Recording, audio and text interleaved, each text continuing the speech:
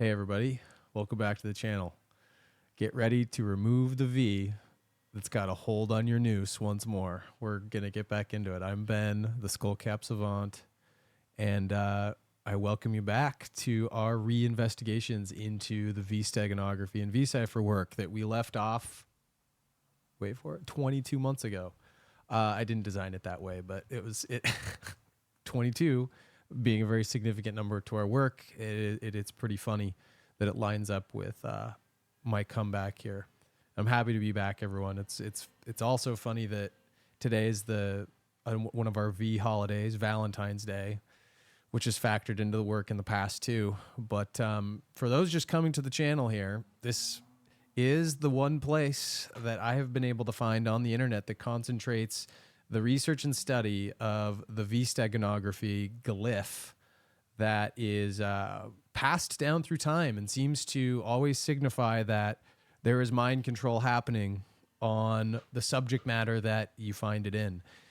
Today is going to be no different than that. Some variation of the title I'm sure I'll create has to do with Super Bowl 58, which we're going to get into today, and which ties directly back to where we left off with our work with the winter solstice reset ritual, which was put on pause because I think we solved what the puzzle at that time was going to signify.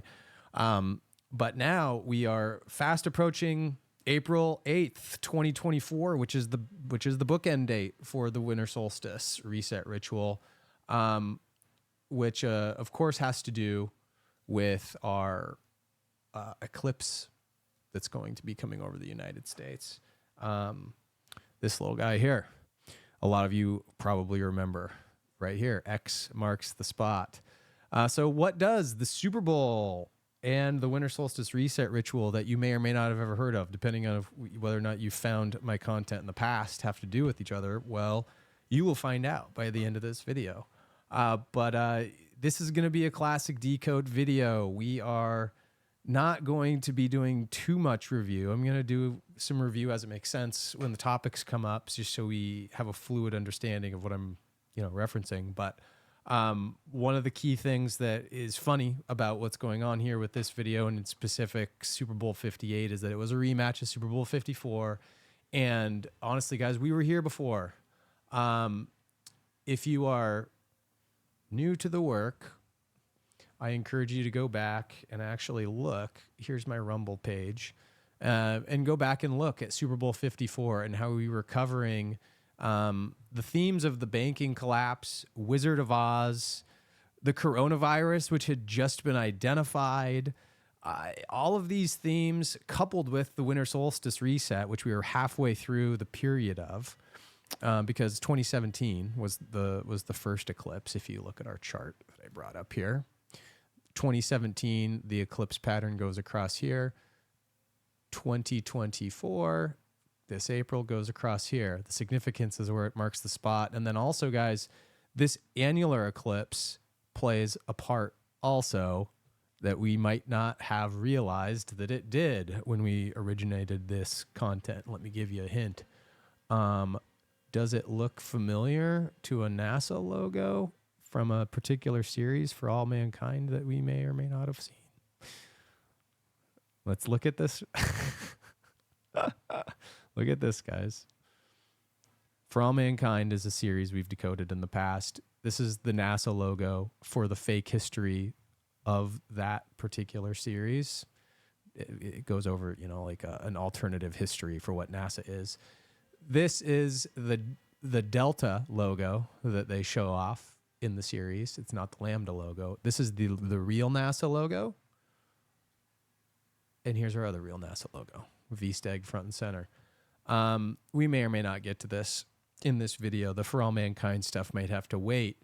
But I did at least want to show, relative to the pattern on the NASA logo, how much that the eclipse does resemble it. We go over many things on this channel, guys, right? What is the mind control keeping from us? And that's what we always concern ourselves with, because those are the artifacts that the V-Steg usually gives. The V-Steg is keeping from us the true version of history, the true technology that it signifies, which is to do with everything in our past and our understanding of space aliens. It has to do with falsified dynamics relative to the money system, which is, which is central to all these themes that we've gone over too. Like I said, today, hopefully this is a fun little like foray back into what we used to do with the decode videos. By the end of it, you'll have a better understanding of how this stuff all ties together, to how Super Bowl 54 and Super Bowl 58 are related, how we're kind of repeating history in a certain amount of a sense. And then, what does the Saturnian Chronos mind control have on us? The misunderstanding of time and what that is really at the heart of it all. Stay tuned. We're going to dive in. So, first and foremost, I want you guys to remember back to my old content. There are a couple of other key events around the winter solstice reset ritual that were apparent that year. First and foremost, we had Venus passing through the horns of Taurus. This was on July 7th of 2020. We knew, because of the reliefs of, let's go, Isis, headdress. Let's just do that. If you remember Isis, who is the Egyptian goddess painted on many of the reliefs on the Egyptian monoliths, she had this headdress on a lot, which is an astrological signal for a certain event to keep watch for. The planet Venus is going right through the middle of these horns, and as Nainanya, the YouTube channel Nainanya, pointed out, this occurred. This once in every 25,000 or so year event occurred. I think it was actually 27,000 years, if I'm not mistaken. But this occurred in July of 2020. You also had Venus completing, because Venus is important to the whole understanding also. We go back to our presentation here. Very important to the understanding of the V-Steg in general, because at the heart of the V-Steg is how the V-Steg happens, and the V-Steg happens by way of this pattern, this pentagram pattern. The phi ratio somehow, in the previous work, and I'll actually do again like whole episodes on how this works again so people can refamiliarize, but the phi ratio itself is this weird anomaly as frequencies express themselves in the ether. There's this potentiation that occurs within this angular structure of how things, when you look at vortexes, and they are expressing with this angular structure in mind, this phi ratio, there's this potentiation for life to exist. So in a way, this frequency generation of phi and its coupling with the pentagram kind of structure life into reality in a sort of way, right? So the understanding that happens kind of gives you all of the components to live. Like, here's your corporeal body, the pentagram, and here's the life-giving force, phi, that inhabited and animated. And so if you were to cast a spell and control somebody, you would do it by way of this angular structure, and you would tune frequencies by way of this angular structure in all sorts of different ways in order to effectively mind control them and hopefully, make them your puppet. So this has been our supposition of this angular structure, but it's also a revered angular structure. You don't have to necessarily think of it like mind control, but it's revered by the Templars and many of the ancient Gnostic orders of people, the Cistercian monks, the Cathars, who are really just the Templars themselves, because of what it provides. And Venus has always been revered by these people in this way, the planet, because its orbital pattern relative to us, as it orbits the sun in the spiral pattern, creates this pentagram, perfect lotus pentagram in the sky relative to us. So Venus, in all of these ways, is revered. A couple of other things just that might come up later in the video and might as well express while we're here is, again, in the understanding of the V-cipher framework of things, one of those things and the misunderstandings of the timelines is that the yuga cycles themselves have been flipped and are 180 degrees opposite of each other. They are mirrored. Just like we're going to go into our next concept with Zenith, our old friend Zenith of the Alpha. But we are now going into the age of Leo right here. Ascending Bronze Age, age of Leo, not age of Aquarius. There are reasons for this that we may get to in this video, but they have to do with the Sphinx and how the Sphinx is not any longer a lion, but used to be. The archaeological consensus now, like with Robert Schoch and the people that have studied this, is that this is probably, in all likelihood, what was resemblant of the original structure before, or the original statue, or monolithic, whatever you call this thing. It was a statue. It was a statue that resembled a lion, and it faced some key astrological points. We're going to go over that. Anyway, so these things are all primers for understanding what we're going through today, in addition to the Nainanya observation that Venus, and it's funny that the V symbol was the horns of Taurus, where Venus goes right through it. We knew we were looking out for 2020 as a key date of this understanding. In addition to, on the winter solstice that year itself, we have another planetary alignment in the shape of a V, Saturn and Jupiter, both conjuncted relative to us, such that they were coupled together in the sky. I caught this on my phone, actually. I got a picture of this. Wasn't a very good one, but I did capture this when it happened. It was kind of a key event. So among other things, when you remember at the time, we were also going through, here it is, the silver rig ritual. We're going to get back to that today too. But as it was relating to these key calendar rituals with Batman and the mind control that persisted in the predictive programming in the Marvel comics, the House of M, the Scarlet Witch. These things are all going to come up again today. You guys are going to see resurface with the Super Bowl 58 stuff. But if you have not seen it, go back and please just watch this video here on Rumble on my channel. I'll link it in the description below. It's called New Jerusalem and Earth's Hidden Destiny. And then 12/21 in the Winter Solstice Reset Ritual. It'll give you what you need to kind of be dangerous and understand what we're going to go through today, in addition to some of the old Super Bowl stuff. But I'm actually going to pull those up later on. But there's your primer on things. We're going to get into why it's significant with this year's Super Bowl and show you guys a little bit of something that I don't know if I ever highlighted before I stopped recording. But this guy Zenith at the Alpha got in touch with me before I stopped recording it to some extent, and saw that Winter Solstice Reset video, and he was like, "Hey, check this out." And he was familiar with my work, as it goes with the work. As I always point out, that the lambda being the inverse of the V, whenever it's present too, there are different variations of the way that the spell casting is used and the polarity of these two things. But they go conjunct with the mind control aspect of the predictive programming. And he sent me this, and it was interesting because also central to the Winter Solstice Reset is the Founding Fathers and the very days in which the V holidays factor in. Veterans Day, Victory Day, Valentine's Day, like today. We had Armistice Day, which is another V holiday.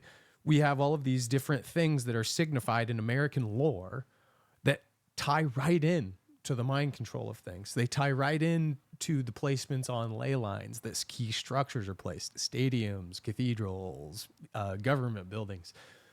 It goes deep, as you may remember. But he sent me this just to show me some key things that tie both his understanding of decoding together with, again, the Super Bowl for this year. So 176 in his video, he keenly points out, kind of like 1776 is a number when you put English letter V, inverted Greek lambda into gematria, you get these key numbers out of it. Why 176 is important, though, is because here's this magic square that he had stumbled upon just playing around with math. This guy's kind of a whiz with numbers.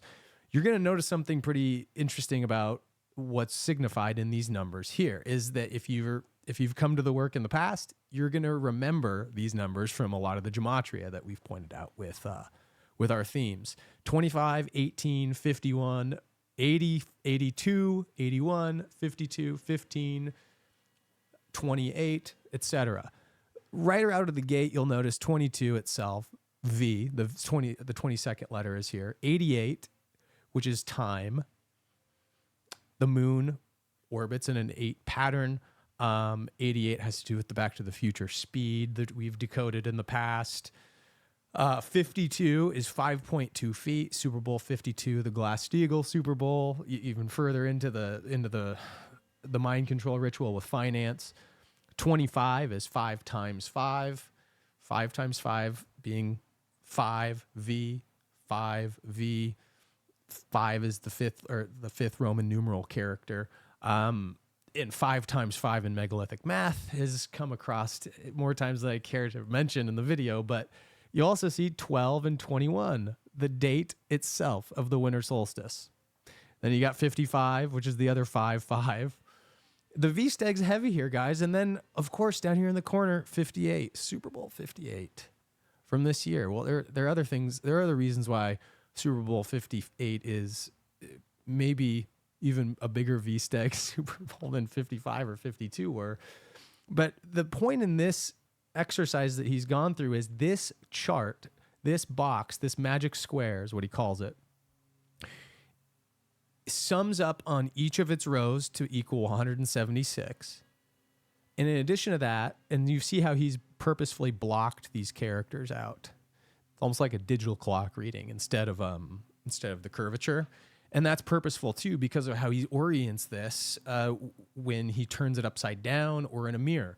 And the way he's written these numbers, upside down or in a mirror, just like V or lambda, they all equal 176. They'll have this weird relationship with 176. So on their own, we've already been able to identify in the past what these numbers signify to our own work. But that's what he was finding these patterns in the work. And so this video I've been sitting on for a couple of years. But it's interesting because a lot of these other opposites, like V and lambda, give and get, women and men, Jesus and Lucifer, black and white, he shows how a lot of these opposites equal 176 when you put them in together into key gematria ciphers. So kind of interesting. When you add up all of these numbers together, they equal 1776. And then, of course, he's showing a lot of other ways in which Bizarro World, which is kind of like the Superman version of what the House of M is, by the way. Jerusalem, the interlocking Merkaba. He's doing a lot of cool stuff here with 1776. And this is a video that I recommend you guys all go and watch for yourself. When you remember back to what is being measured in the winter solstice reset ritual, it is Washington's monument, the shadow it casts into Eclipse Park. That shadow is 1,225 feet long, or 5 times 5 times 5. The shadow is being cast by an object that's 555 feet tall, and it only happens on the winter solstice. It only gets exactly that long at exactly that point on the winter solstice. And it penetrates Eclipse Park. 666 feet is how large it is, or when it penetrates the ground. And the reflection of it in the pool is another 555 feet. So he's equating that. That equals 1776. A lot of weird coincidences, right, guys? Well, it goes further. Right before the Super Bowl this year, he's bringing Magic Square up again. I think some point in this video, he's talking about the Trump inauguration, and this Magic Square comes up again.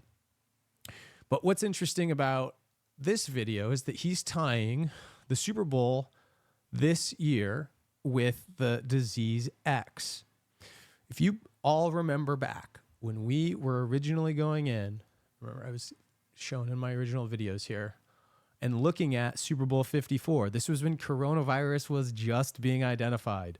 They were just having the meetings in it. The Agenda 21 stuff had just come about. Event 201 had happened in November. And we were tying into the significance of what that all meant for the Super Bowl and the silver rig ritual and the banking collapse. Well, seems like now we have plenty of other banking collapse coincidences, and then this disease X coincidence. Disease X, kind of like how the X marks the spot on the eclipse itself. Oh, by the way, guys, this one too. I mentioned Back to the Future in 88.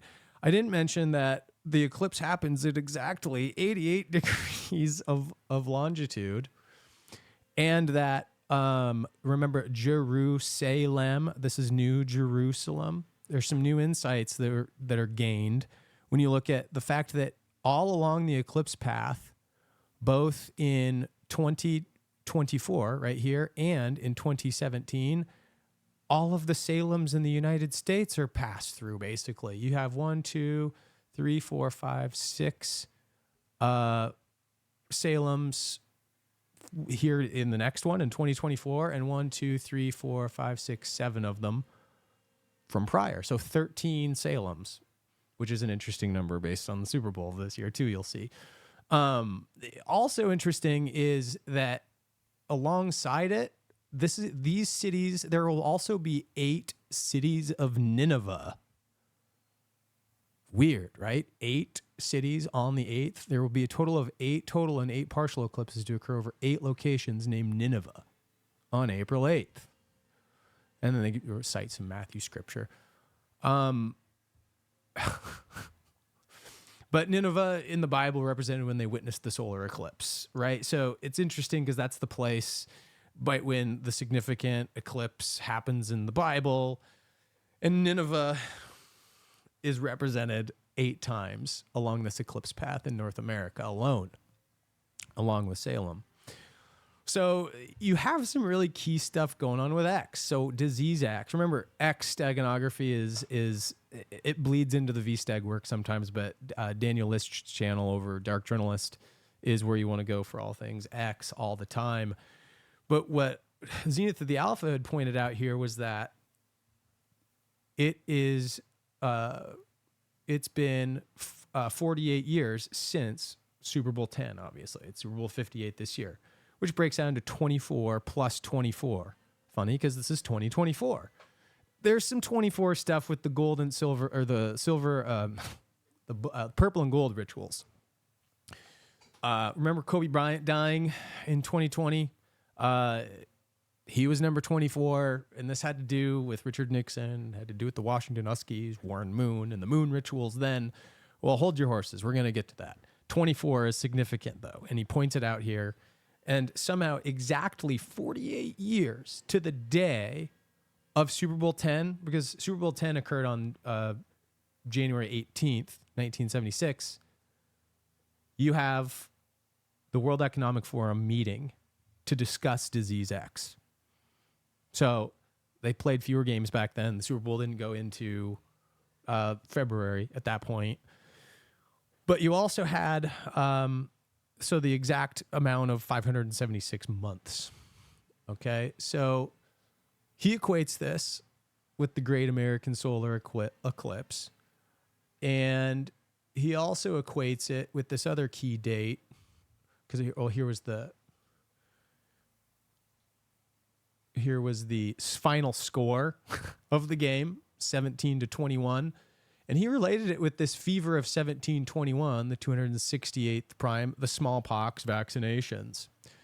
Interesting, to say the least. But let's see here. He also then points out that this Great American Solar Eclipse, if you type out the full thing into the gematria calculator, you get 704.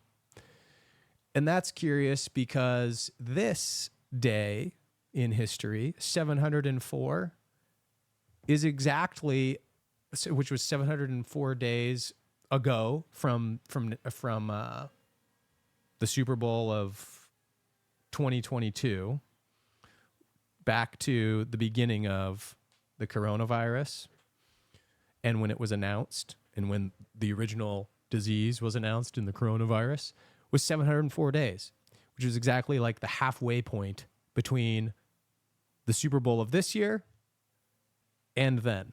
So you have all these weird coinky-dinks. And then the biggest coinky-dink is that the 704, if you add up this number plus this number plus this number plus this number, and add up all the numbers in his original magic square, we went over it, it equals 704. So somehow this magic square, the V-steganography components to the various gematria values that are highlighted there all have to do with where we left off, right? So that's where we're at so far. Bear with me. We are going to get into the Super Bowl and why this year's ritual had so much to do with the repeat of 54. Anyway, let's go back to this other screen here. All right. So we're not going to, like I said, we're not going to necessarily get into the For All Mankind stuff. That's just something that is related to the space stuff that we'll get to with the Super Bowl stuff today too, believe it or not. But where I wanted to start with the Super Bowl was back maybe in a spot that I don't know if you guys remember us being. Here's some of the themes we're going through today. God, I should have brought that figure out. Yeah, here it is. I should have brought this one up a little bit higher in the list. It's the furthest we're going to have to scroll. But Bridges, do you guys remember Bridges? This was the organization of a video game that we were talking about called Death Stranding, which is a video game about the metempsychoses. Metempsychoses being that time that your noose spends. The V, remember V noose. Your noose is your mind stuff. And where does your mind stuff exist? Not in your body. The V is your body. Your noose is your out of body. And since V is represented with 5 and the pentagram, and DC was the pentagram, we had all sorts of different decoding sessions around Hideo Kojima's video game Death Stranding. Hideo Kojima loves V-steganography in all of his games, whether it's Metal Gear Solid series or this, it's everywhere. And in this game, as you guys probably recall, it had everything to do with the control grid network of the ley lines that everything is built on in this monolithic planet that we live in. From key structures in ancient times to key structures in contemporary times, these ley lines on the Earth exist, and they look something like this. In our original work, the buckyball structure, the pentagrams and hexagrams that are interlocking create these ley line networks, these natural energy vectors that energy can travel along. Bermuda Triangle was always a big one. Hawaii is one of these.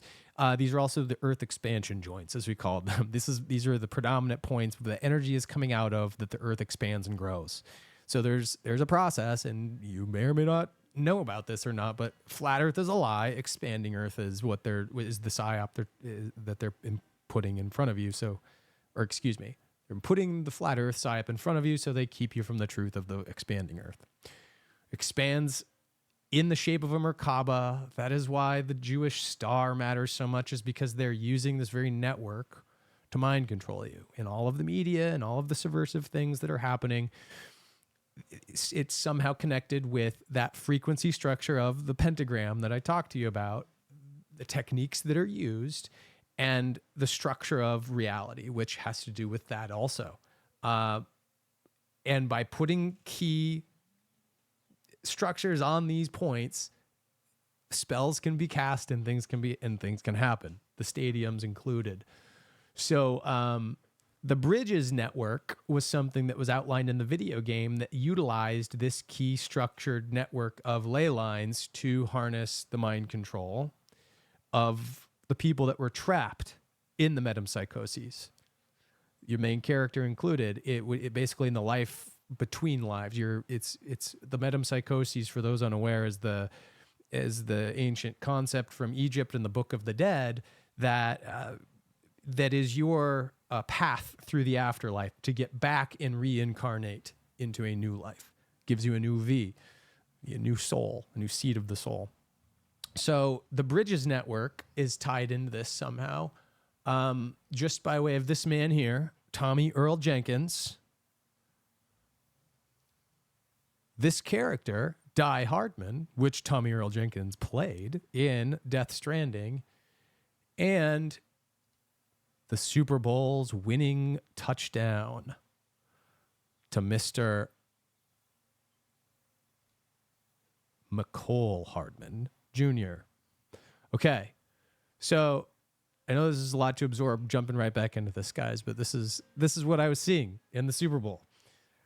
It was crazy looking at all these themes in the Super Bowl, and it's the whole reason I'm recording again right now, is that it was all popping out at me. So bear with me. I'm a little bit raw and a little bit rusty from doing this content, and I promise it'll get better as we go. But I need you guys to, look at the Super Bowl as an item of the winter solstice reset ritual as it intersects with the Earth Grid Control Network, and put on with, the predictive programming of the V. That's kind of what we're getting at here. So this is the winning drive and the winning play. And we're just going to start here. Whoever watched the Super Bowl, they're familiar with this play now. I was actually laughing at the time because the score was 22. I said, no, there's no way they're actually going to kick a field goal here, and it's going to be 22-22 to go on to double overtime, is it? That would be stupid. That didn't happen. It was the last play of the game in the last seconds of the quarter. But here is the play. I feel the number of people out there being like, what's going on? First and goal. Mahomes flings it. It's there! Hardman! Jackpot! Kansas City! Hardman, Kansas City. Remember, Die Hardman is the name of the character that controlled the whole Bridges network in the United Cities of America. He was the president and the director of Bridges. His early childhood, blah blah blah. He was the his whole goal was to rebuild America. That had been fractured for various reasons. Remember, this was a characteristic form of America because there's a lot of spooky, weird stuff going on in Death Stranding because it's a game about the metempsychoses. It's not supposed to make total sense, in the physical sense. But the guy that played him, interestingly enough, whether this is coincidental or not, I tend to find these patterns, right? But the guy is age 58. This guy's age 58 as of now. Born on November 13th. He's age 58. Interesting for Super Bowl 58 to have the tie-in for Die Hardman in the stadium that is in Las Vegas. Guys, Las Vegas was the Super Bowl this year, the site of the Super Bowl. These are some of the logos that we're picking out of the Super Bowl. It was so obvious. The lambda and the V were all over with all of the descriptive font types. And then I want you to put your eyes up here to the champions. You've got phi. So you've got lambda and phi. You've got all of the V-Stag represented. And Deadpool 3, as one of the announced trailers and movies this year, representing phi and the number 3. What does that have to do with anything? Well, I think you guys were all pretty aware of the things going on with the number 3 with the Super Bowl. Not only did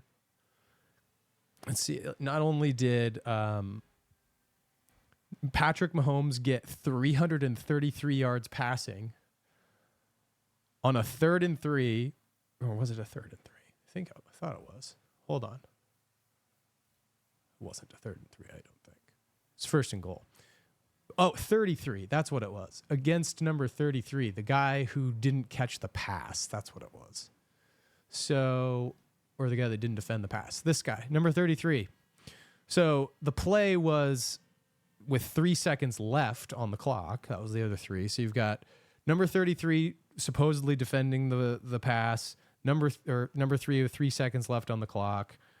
And this happened to be his 333rd yard passing on 3-3-3-3 Al Davis way, which was just the friggin' address to the stadium, of course.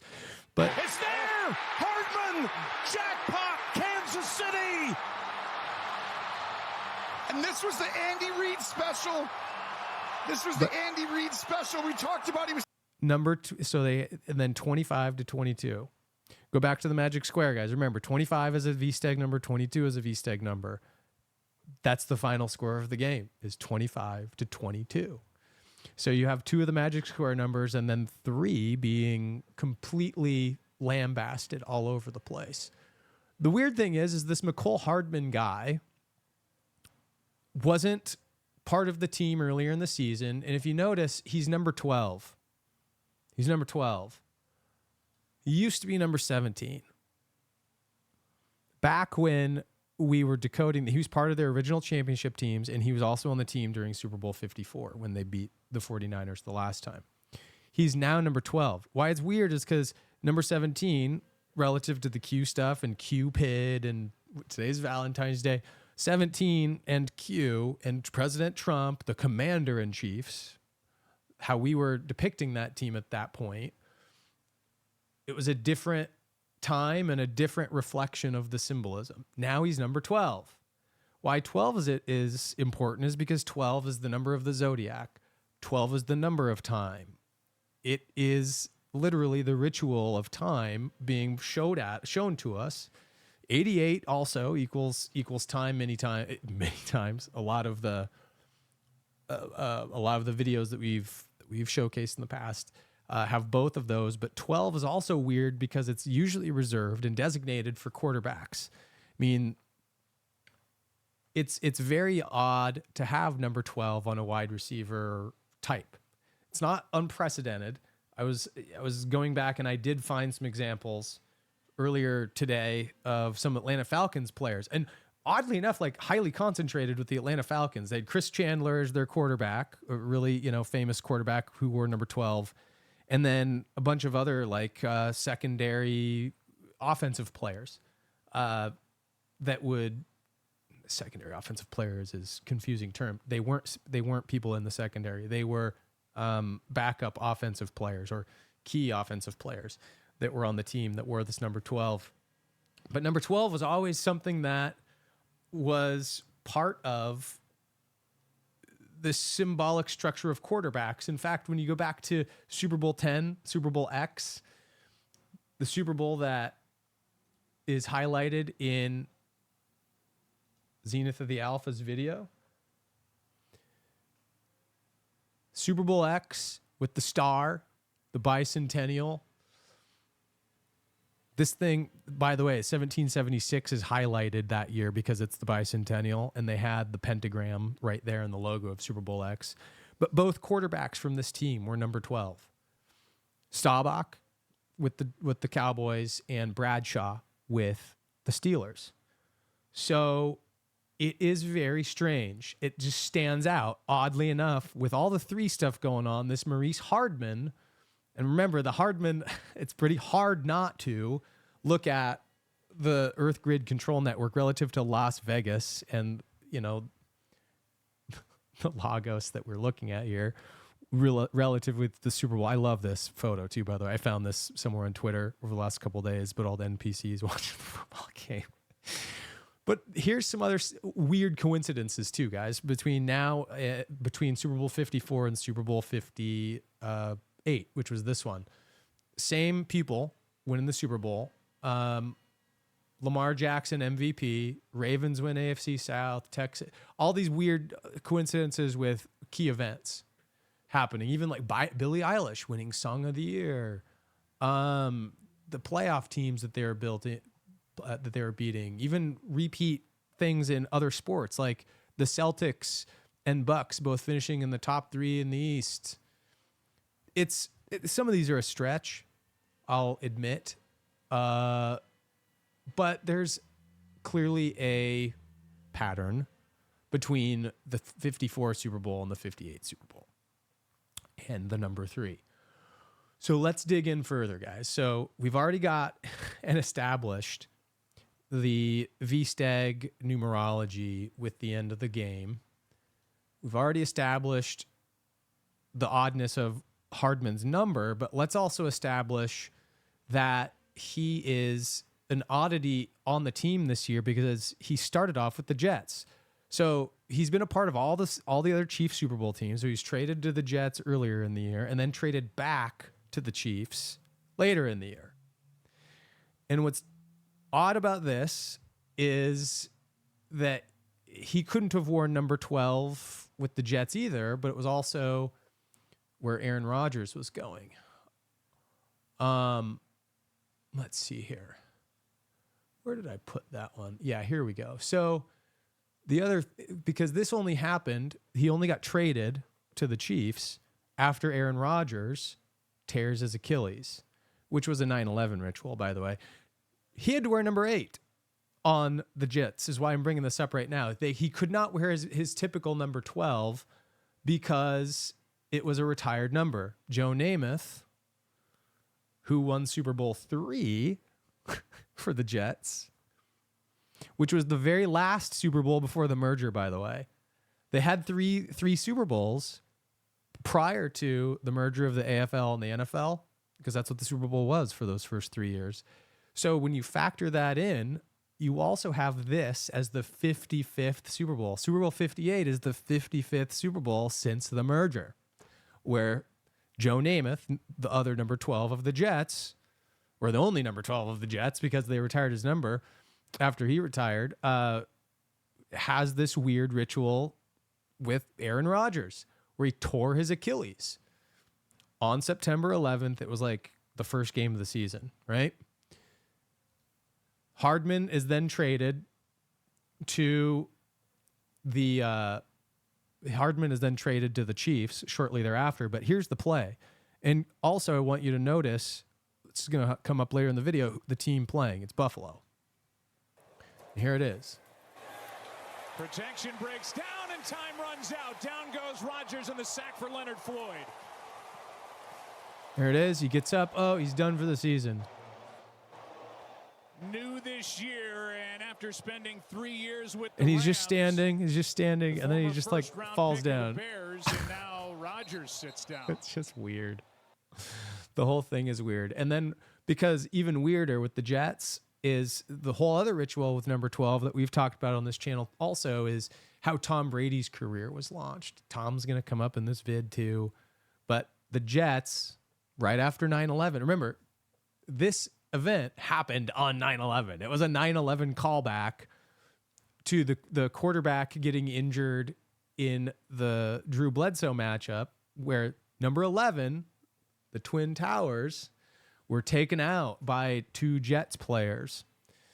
So you have this whole thing with the Patriot Act that starts up after these key events. I'll put these articles in here if you guys want to get back and read these things. But this is how Tom Brady originally entered the league, is when the Jets took out the Twin Towers, Drew Bledsoe. The whole 9/11 ritual tied directly in to this right here. And the Buffalo Bills being the team that the Jets were playing this time around for number 8, Aaron Rodgers.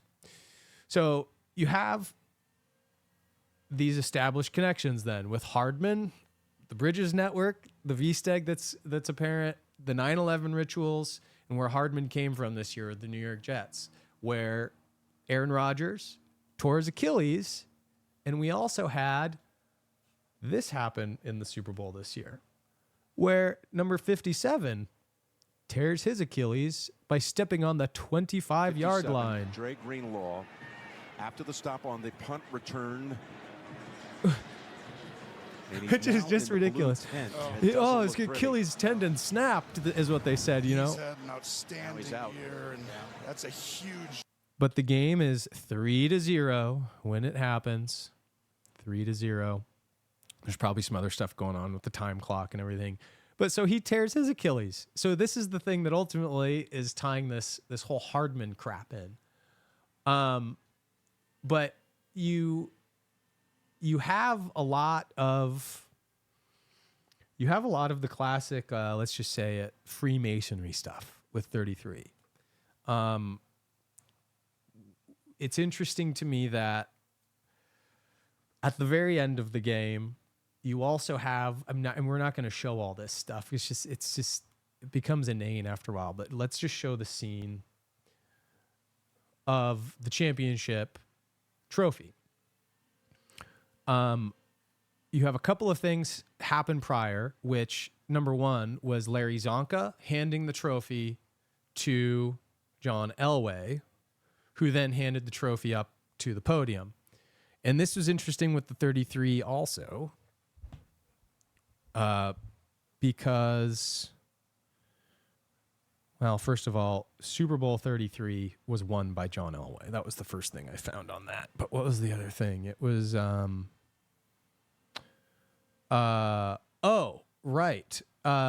Miami.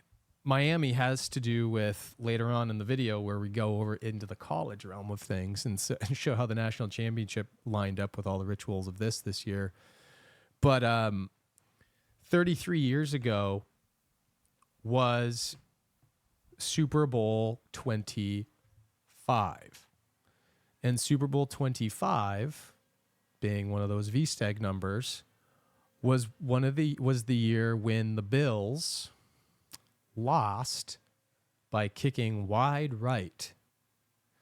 And that script played out again this year in a huge way. Again, we'll see that later on in the video.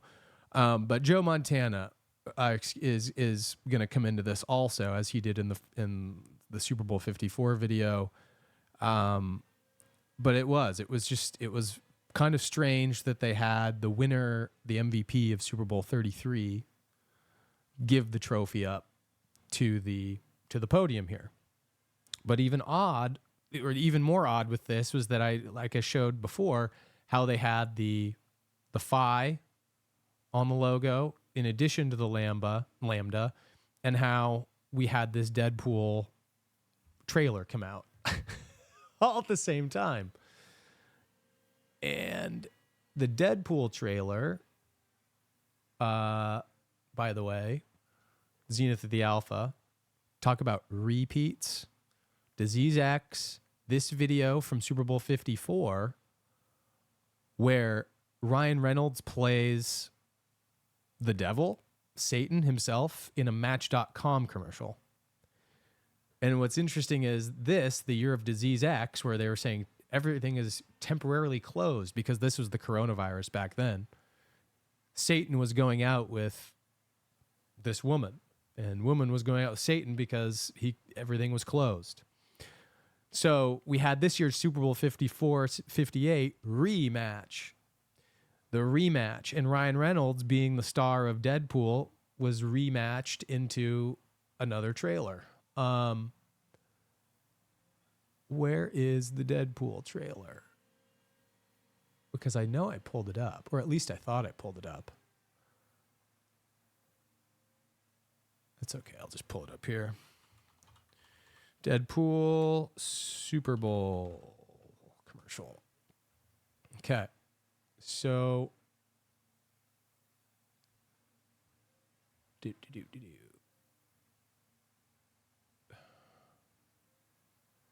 I thought it was up. I know I pulled it up, but I just can't seem to find it.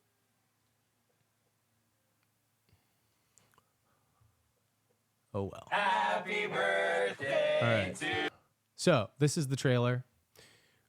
Watch it all the way through, and well, yeah, I'll stop it as it goes. Actually, I'm not going to watch this all the way through.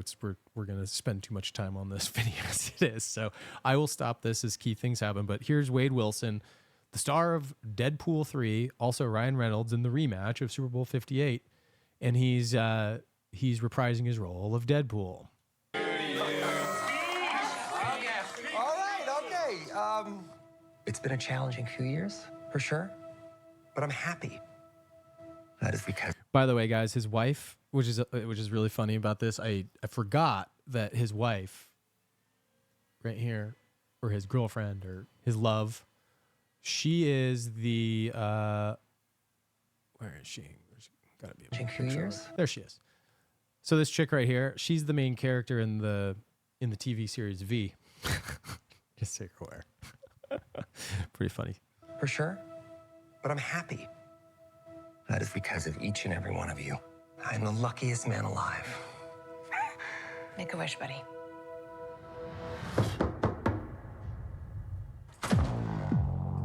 All right. Notice on the door, number 17. So here's our rematch nod to the number 17, Mr. What's his name? It's not Maurice Hardman. It's McCall Hardman. I kept forgetting how to say his name.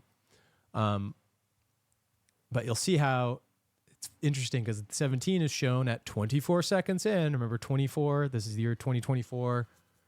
24 plus 24 in the Zenith of the Alphas video to show the time ritual that's happening around the winter solstice. So interesting nod in the direction right there. Wade Wilson? Who's asking? Whoa, whoa, whoa, whoa, whoa, whoa, whoa, whoa, whoa, whoa. Is that supposed to be scary? Pegging isn't new for me, friendo, but it is for Disney. Nod to the, all the sexual scandal stuff with Disney. But if you guys notice who these guys are Time Variance Authority troops from the Loki series. Wade Wilson? Who's asking? See, it says TVA on their little chest here. So the TVA, the Time Variance Authority, who we highlighted in the Loki series, like I've already showed in the video, the Chronos, the war on your mind to control the chronology, to control the time of things. Time as a set of 12, as we will also get into in this video, is probably a lie, guys, as it makes more sense with the month being in the cycle of the moon to be 28 days long, and for us to have 13 months, not 12. And so there's this time variance by way of the authority that's told us how history has gone. And this, again, these are the main themes of the V-steganography, how our programming for how things have gone have kept us from seeing the true nature of things, from technology, politics, money, space aliens, whatever, history. The Time Variance Authority represented the people that were putting their thumbs down on controlling the narrative. And here, Deadpool being tied directly into the mind control aspects of this. By the way, Las Vegas and 3 in the Super Bowl logo. You see how they're separate? We got LV for 55, but also Las Vegas, the vagus nerve. Las Vegas, the vagus nerve. The vagus nerve is the antenna structure by which you can get controlled. So they literally picked the number one mind control spot on the planet, the number one vice spot on the planet, and they're even separating LV and 3. Remember I was saying this is the 55th Super Bowl since Super Bowl 3. First Super Bowl in the modern era was, not the Super Bowl era, but since the merger. And then the champions this year, Lambda mind control front and center. And then we've got the phi ratio, also represented with the Deadpool 3 logo. We'll continue on here. Whoa, whoa, whoa, whoa, whoa, whoa, whoa, whoa, whoa, whoa. Is that supposed to be scary? Pegging isn't new for me, friendo, but it is for Disney. It's for Disney.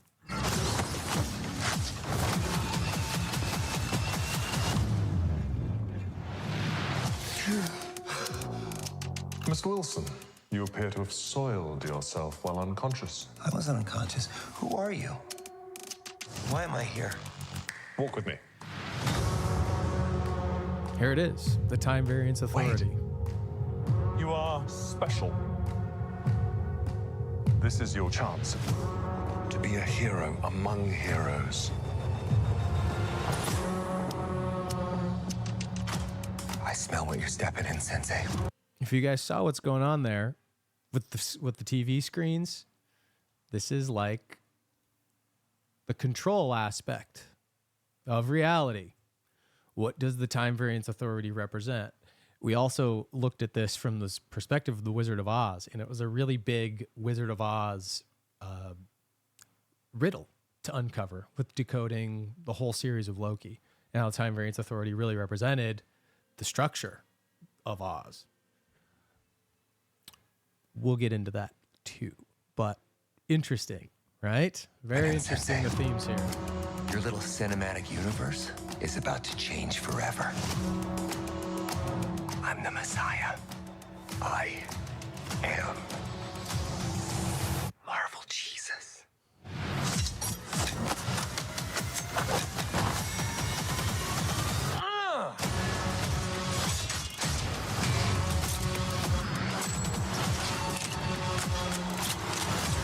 And you guys saw the X back here for the Weapon X. I think it was for the Weapon X program this July.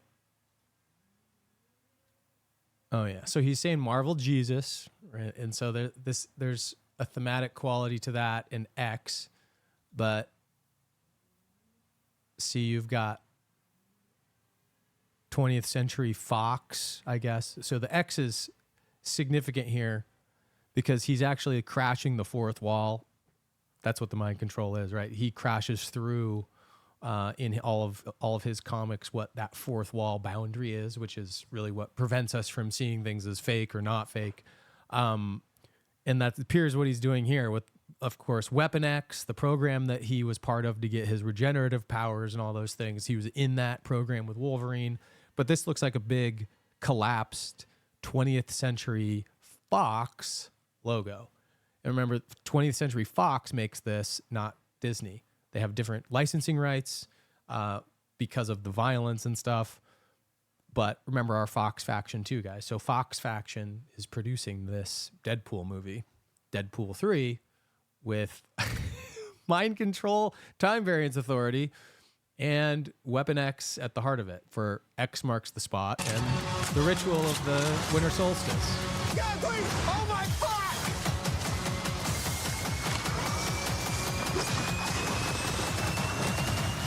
God, I love this part.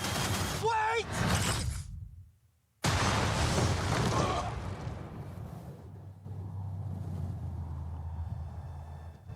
And then comes in the Wolverine. The main... Don't just stand there, you ape. Give me a hand up. Nope, I'm actually okay. Thank you very much.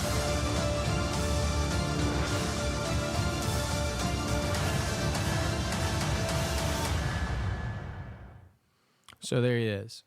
Deadpool 3 is called Deadpool and Wolverine. I actually didn't do... I wonder what the gematria is on that. Deadpool.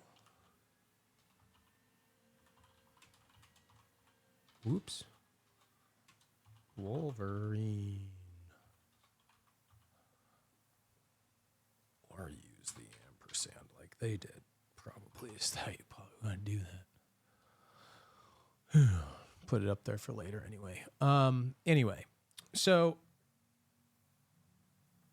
central to what we have going on with the Super Bowl symbolism has to do with the winter solstice. Like I said, like I'm telling you guys, the winter solstice reset ritual. How that is supposed to factor in with all this predictive programming, I guess we're gonna have to see Deadpool to see how they're really trying to broadcast all of that. That's usually what we have to do. Like I said, the time variance authority was a big Wizard of Oz type of a deal, but we will continue onward with the coincidences. But back to really putting it back into perspective for you. Remember the rematch, Match.com, Ryan Reynolds was in this, and in the rematch where they won again, his movie is also highlighted here. Now, what was the other one I had up here? Oh, okay. Disney, 6 hours. Yeah. So this one has to do with Phi itself and Disney. And I don't know if we're going to get into it. I don't know if we're going to tie that one in. But, you know, switching gears here back to the Super Bowl, it was crazy. Going through the playoffs this year and just looking at all the things relative to the Lions too, because as we mentioned earlier in the video, one of the things that we point to with the work is that with that offset of the calendar, the false reality is that people think we're in the age of Aquarius, but actually, as Walter Cruttenden has pointed out with his Lost Star of Myth and Time investigations, we are being lied to about when the Vedic calendar begins. It does not begin at the vernal equinox, begins at the autumnal equinox. So we've been measuring the start point of that zodiac calendar by 180 degrees the opposite direction, which puts us in the age of Aries if we're measuring that stuff. The second thing is that we're talking about there potentially being Orpheus, the 13th zodiac sign, and the 13th month or month, periods of time designated by the 28-day cycle of the moon. We seem to be measuring a lot of things off in the current calendrical Scligerian system. Scaliger was the one who conspired with the Catholic Church, the Jesuits, and as we're going to find out, many other entities, it seems, in this cult of mind control that began subverting all of this false history into the books around the 15th century. And that's the current model that we go by. So a lot of things we make inference of what the whole point is of why the time variant, our personal time variance authority, which we argue exists to mind control us into false thinking, what they're trying to hide from us. And it is mostly the historical context of things. The Jesus story, like Deadpool put into the whole emphasis in the trailer even. And then Isis and Jesus growing up. Jesus growing up in Egypt, all of these themes, and the age of Leo and the lion. We'll get into that. But the age of Leo and the lion is one of those things that the Detroit Lions never really make it into any sort of significant symbolic matchup and let alone contend for the Super Bowl. But they beat the Rams, the Aryan Rams. So Aries and the Rams are both very much like counterparts of each other in their ritual of things, because the Rams represent Aries, but Aries, the lion, in the Hebrew context of things. And then you also had characters like the Miami Dolphins and the Buffalo Bills playing a part in this year's playoffs also. They will come into the tapestry of things as we go. But the Lions are key because it was signifying some things that relative to Detroit and relative to Jim Harbaugh and the national championship too. Okay, so interesting just to point out that all of those teams made it, but the biggest thing of this year's Super Bowl, the biggest, signal to me that it perhaps is a good time to, kind of get back into this stuff, is that there were more people during the NFL season in general this year looking at it as rigged or faked or predetermined, scripted, whatever. And it made it to so many mainstream outlets having to respond because it reached like this critical mass on social media, especially Twitter, where people are, kind of debating whether or not it's rigged. And I'll include this NPR article because it only puts a nod in the direction of this happening. Some say Las Vegas Super Bowl is rigged and not because of Taylor Swift. So it was a story that was leaking out is the point, and all over Twitter. So here's an old Alex Jones video, for instance. This guy, Jack Pozo, had retweeted from back in the day. And this stuff was an example of what was out there on the internet, making everybody kind of What do you question think things. of the Cowboys? What do you think of this? Yeah, did you see the simulated combat on TV? Yeah, I watched it. A bunch of rich gladiators that could care less about me. Did you see it? Yeah, I'm empty too. Yeah, I did. I fill my head with facts and figures that don't matter instead of learning the political system and standing up for myself. Again, I'm not saying sports are bad in and of themselves if you're involved in it, but not when it's your whole focus. So Alex is talking about this, but this is early Alex Jones too, by the way, guys. So but clips like this were all over Twitter. Stuff like this, where, check this out. This was during the Super Bowl itself.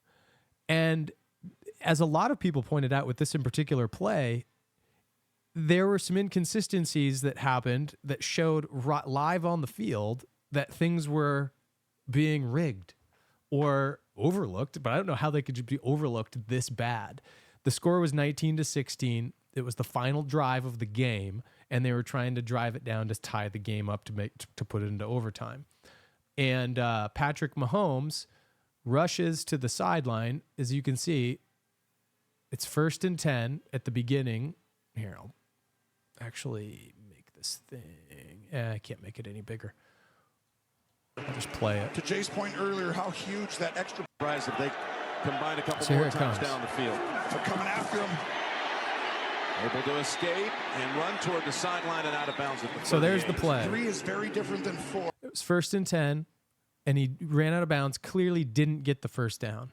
The down marker clicks over to 2nd down after he only gets a 2 to 3 yard gain. But as it shows here, the downs temporarily said 2nd, but then changed to 1st and 10, and so did the down marker. So here we go. It says 2nd down here. It should be 2nd and 7. Or to Jay's point earlier, how huge that extra point was.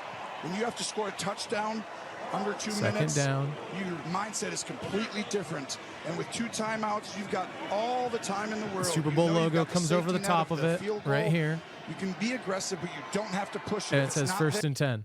And the on-field result also said 1st and 10.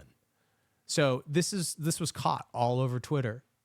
People are getting suspicious of the rigging of things. So Christian McCaffrey here, wide open. Nobody sees him off to the side, even though he's their best player. As Purdy takes it, drops back, throws. 3rd and 13, rigged NFL. He's just so. I'll post these videos for you guys to see all of the things that people are pointing out in the game. I don't have to go through line by line what's happening with each one of these plays. But here's a key point back from Super Bowl III that I wanted to get you guys to remember. Remember, we've already talked about Super Bowl III in a couple different contexts. Super Bowl III was the first, I think the only Jets Super Bowl. I'm pretty sure. When Joe Namath, I think it's the only time they won the Super Bowl. But it was when Joe Namath, number 12, the original Jets player, Hardman, number 12, couldn't wear number 12 when he was with the Jets, nor could Aaron Rodgers wear number 12 when he was with the Jets because Namath's number was retired by then. But we have Super Bowl III being this key demarcation point for rigged sports, maybe too. Who knows before or after this what was going on? I have to believe that it was they were practicing some rigged rituals before it got too popular. But Super Bowl III seems to be this really key point because the AFL and the NFL merged. And does Vegas get involved at this point? I mean, this is when betting starts to become huge. But betting isn't the only reason these rituals are performed, of course. Yeah, that's a side effect that they can, scrape up the money of the masses by rigging these results. But there's much more to it, to the subliminal programming of your V over your noose, as we say. But Super Bowl III is also coming into relief with the logo structure, remember. If we go back, in a way, because Super Bowl 58 was the 58th Super Bowl since the AFL-NFL merger, 55th Super Bowl since the AFL-NFL merger. There's a lot of VSTEG significance to this year also. I mean, obviously, just because we've already pointed out too. But the 3 and the LV are separate. Remember all the threes this year? It seems 3, 3, 3, 3, 3, 3. So when you go the stadium, the stat lines, the point spreads, everything. And so check this out. This is back from the Tom Arnold show. This guy Bubba Smith talking about the Super Bowl III fixing back in 2002 as a player. And this has always been my contention too, that not necessarily all the players are in on it. The Masons are the ones that are Freemasons. Who else? I don't know. The ones that get the big lucrative contracts and are maybe compelled to be Freemasons at that point. But listen to Bubba talk about the price fixing on Super Bowl III. Okay. Big Bob, let me ask you this, man, because I read somewhere where you said that Super Bowl III. Hold on, let's line this up properly. Okay. Super Bowl III, Baltimore Colts, the power of the NFL, taking out the upstart New York Jets from the AFL. You guys were the biggest favorite in Super Bowl history, right? No way you could lose. You end up losing 16-7. What happened? Well, I personally think the game was fixed. The game was fixed. Yeah. Why? So Michael and his peers can make the money that they'll make. Michael Irvin. You made the league better. Is that what you're saying? If you guys lost? See, if the Jets don't win that game, then they don't have the NFL the way it is today. Oh, because it was the merger. It was the merger. That was the third. How did they fix a game like that? So what he's inferring here is that because of this game's outcome, the merger became possible. They were seen as equals. They could fix this stuff now to a certain degree. And maybe that's correct. That is what he's inferring. He goes on to express some other aspects of the game, and you can click that link and watch it in the video after this. But yeah, he does go on to express some other things about why he thinks that is his reasoning. But it is interesting that Super Bowl III also, people are coming up in the Twitterverse with all sorts of little snippets like this that seem to indicate the 55th year since Super Bowl III was a big one. Finally, this is something that happened earlier in the year, and it's worth showing just because it's Patrick Mahomes. But it's plays like this, guys, that across the entire season, people have looked at with wonderment to see, like, these are normies that are putting these videos out to say, like, what's going on here? I can't believe anything. I can't believe my eyes almost how stupid this is. But this one comes with a little skit where Patrick Mahomes literally is going to go dash to the sideline over here to the right, and there is open territory. He has no one between him and a defender. There's a defender that can just beeline to him and tackle him for probably a loss if he wants to. But inexplicably, the defender, instead of going toward Patrick Mahomes, just bolts the opposite direction and needlessly runs into one of Patrick's teammates. Here it goes. There's a little skit in the middle that Mahomes signifies it. Around, stepping up. He's going to run it. First person view of the defender. Nope. The first down. Yes, he can. Look at this again, guys. What's happening? Number 27 there doesn't. Let's watch it again. Stepping up. He has open territory. He can beeline it directly to him and tackle him, but he turns to the left inexplicably. Yes, he can. The NFL is rigged. I don't know what to tell you. It's terribly rigged. I mean, even down to the star player of the 49ers this year. Here's some more V-Steg stuff for you. Number 22 for the Panthers. He was one of 3 players to ever record 1,000 yards rushing and 1,000 receiving in the same season with the Panthers. Number 22. And by the way, guys, this guy went to Jesuit High School, Regis Jesuit High School in Aurora, Colorado, and Valor Christian High School in Highlands Ranch, Colorado. So he went to 2 different V-Steg schools. His dad is Ed McCaffrey. He played for the Cardinals. I think he played for... Forgot who he played for, if it was Harbaugh or not. But Harbaugh comes up again in that whole ritual, right? But this is Ed McCaffrey's son. So he carried number 22. He was the big star player. He was number 23 for the Super Bowl. But there was some V-Stag in his past, and then relative to his dad, too, who is Ed McCaffrey, who is number 87, age 55.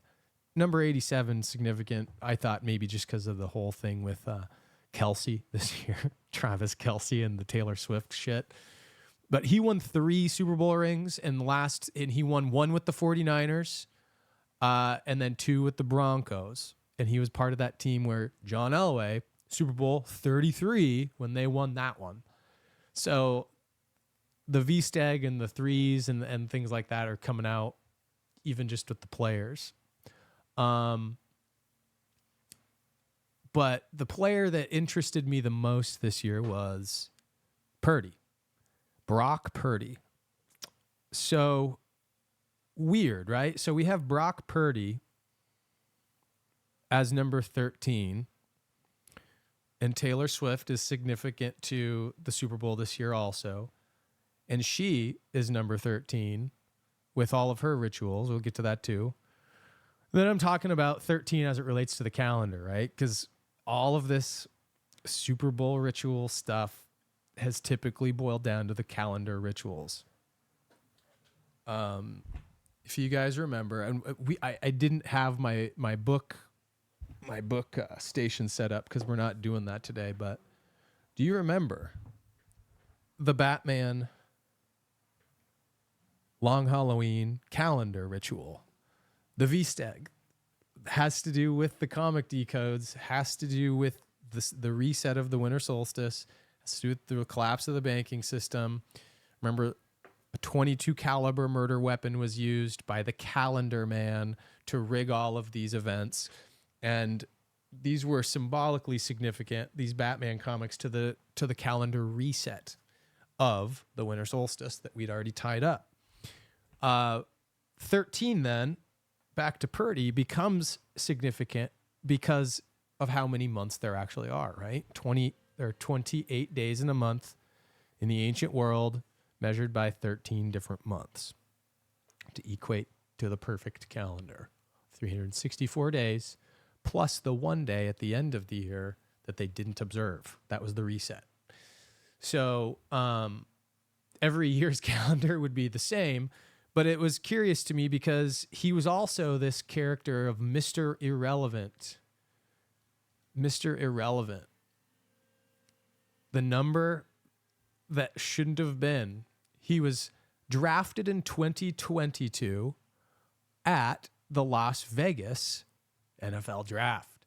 So this was kind of like his homecoming. He was drafted back in 2022 in Las Vegas when they held the draft there. So he's interesting because of the number of irrelevance going toward his draft number. He was the very last draftee of the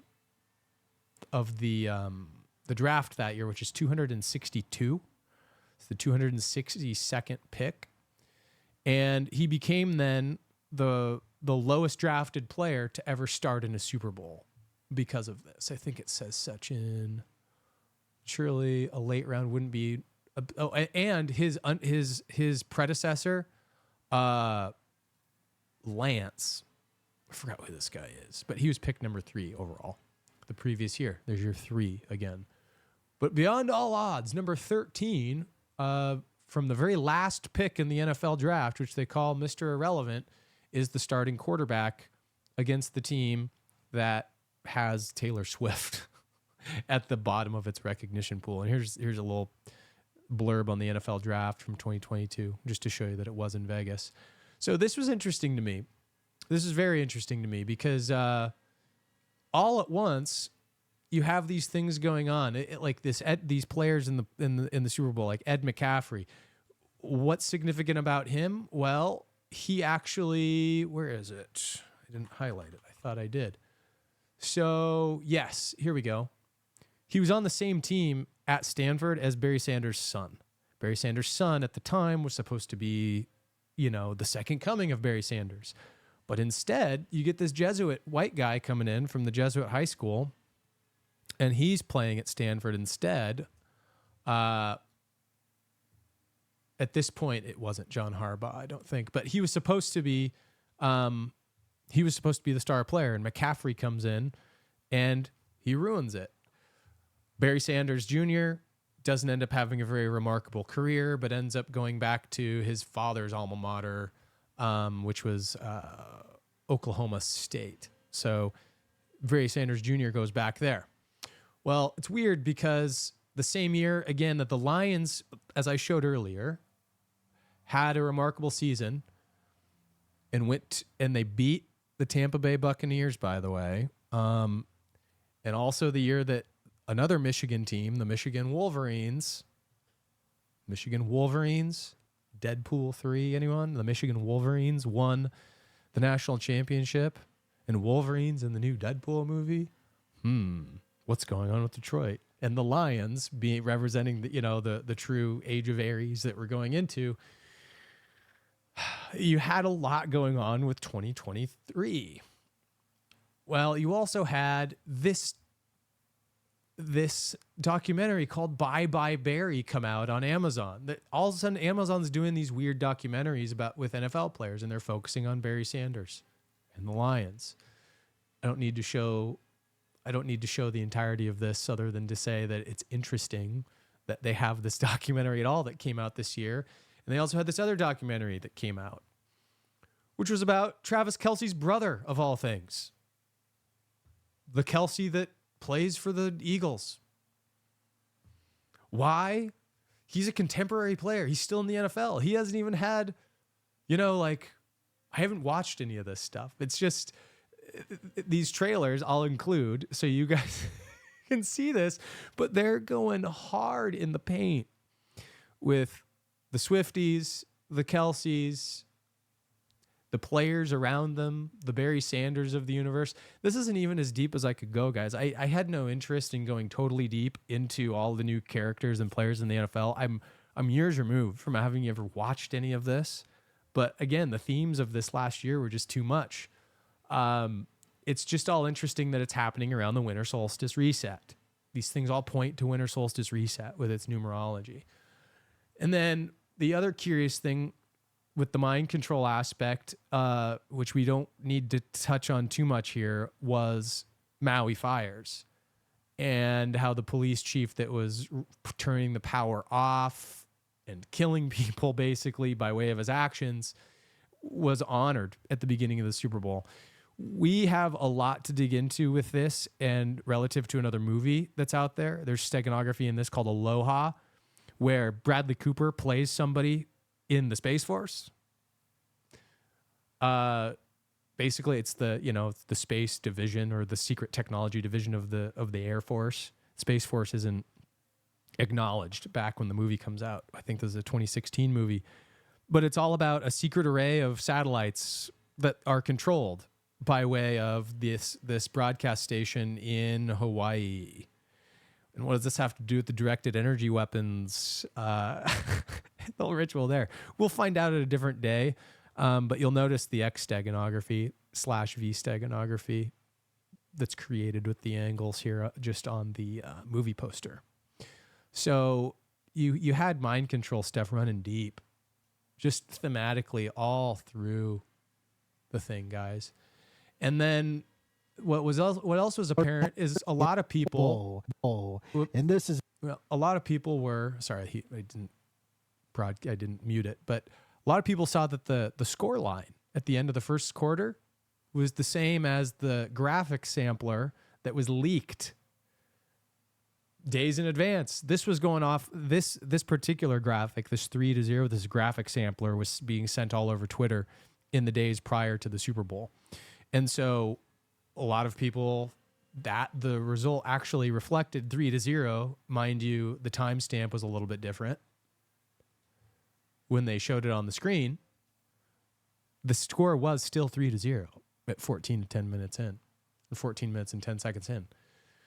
So, you guys tell me what the themes are here, and why we have so many of these signals that we've seen in the past. think you all know if you're watching at least this far into the video. But the crowning achievement, guys, of tying this all together with our work, of course, comes with this very awkward moment on the broadcast. Now, this is where Tony Romo was addressed to give commentary on a point that was being made about Terry Bradshaw, number 12. He's the number one. Remember, Terry Bradshaw was one of the quarterbacks of Super Bowl X, Super Bowl 10, the Super Bowl that our friend Zenith the Alpha was talking about earlier in the video. And Roger Staubach was the other number 12 that he was going up against. So you have these dynasties that they're talking about, and the dynasty of the Steelers back then. And Tony Romo was asked to comment, I think, on this. I think the video shows. When you had no, this isn't the right clip. They did have the clip before of him saying it, but it was here's how it all unfolded. And you'll see why I'm reading this in a second. So here's the moment here's the setup. So what has just happened is there was a kick. There was a 55-yard field goal, Super Bowl 58.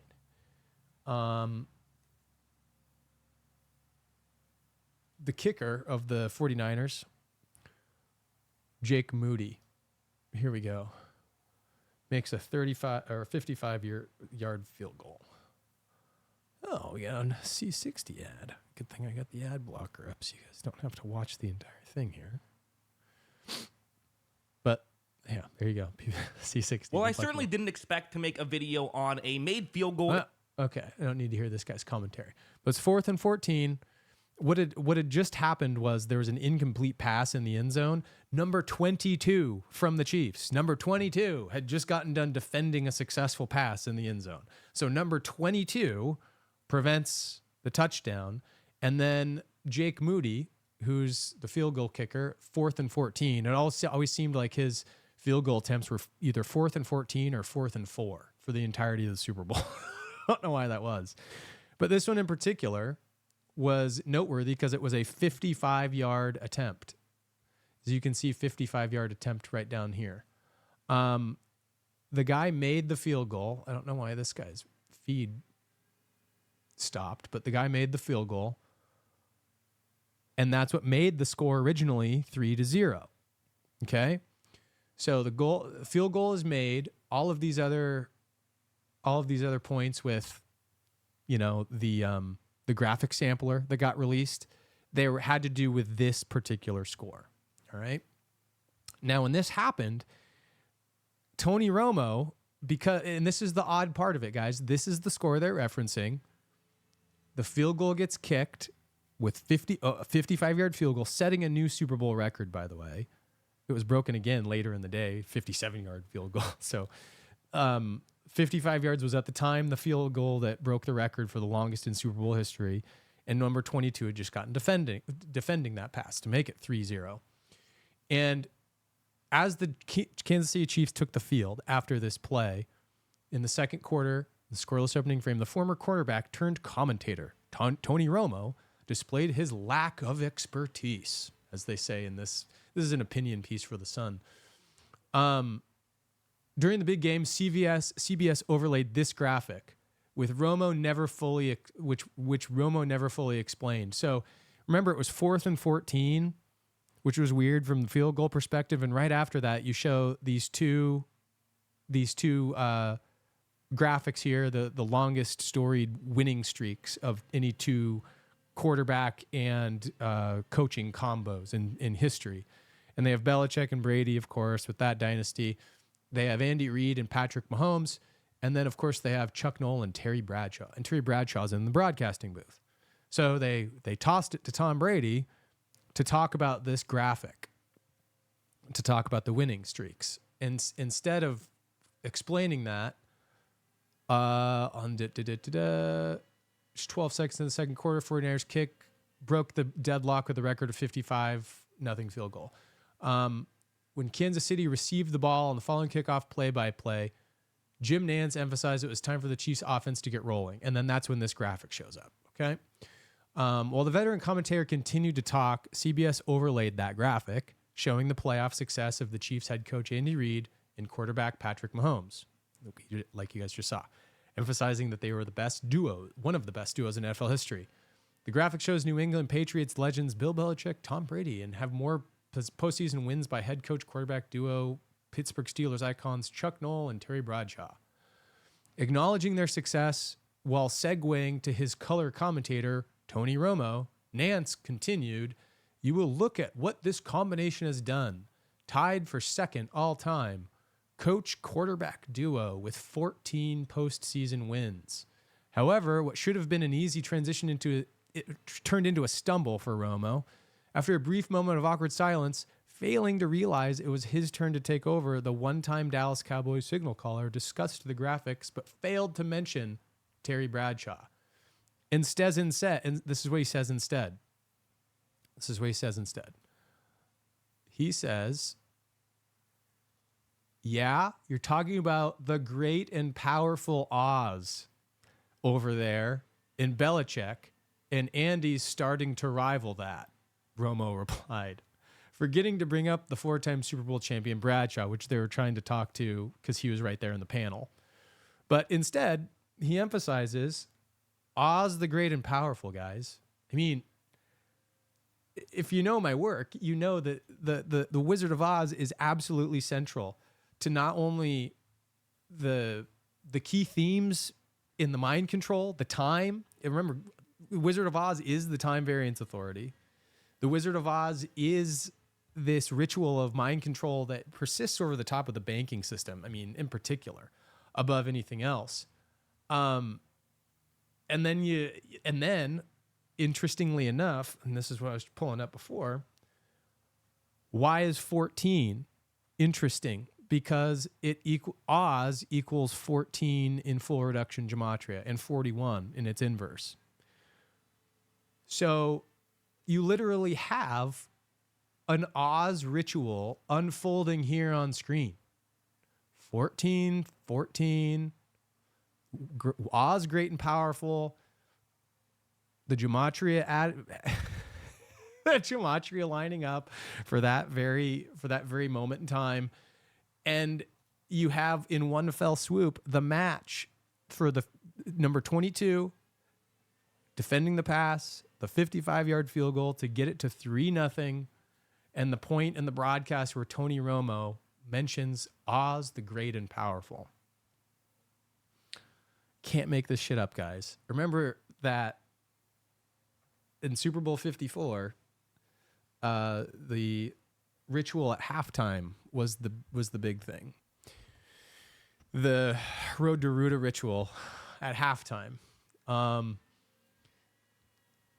And it's interesting too because the Wizard of Oz, it's not the first time the Wizard of Oz has been in a Super Bowl commercial. I mean, this year in particular, we got Wicked. So you've got this whole thing starring Jeff Goldblum. You've got the poppy fields, a whole friggin' host of different colors of the poppies. You've got a gender diversity and equity inclusive cast, of course, but I'm trying to get to who plays Oz here. Ariana Grande plays Glinda, but you've got Jeff Goldblum playing the Wizard of Oz. You see the hexes on the mirror, which have to do with the House of M and the mind control rituals that we've decoded there. But literally, you've got Wicked Part 1, apparently. This is going to be broken up into 2 parts like they do with every damn movie these days, just to wrench more money out of you. But you have another Oz movie being broadcast with their teaser trailer in the commercials of this Super Bowl also.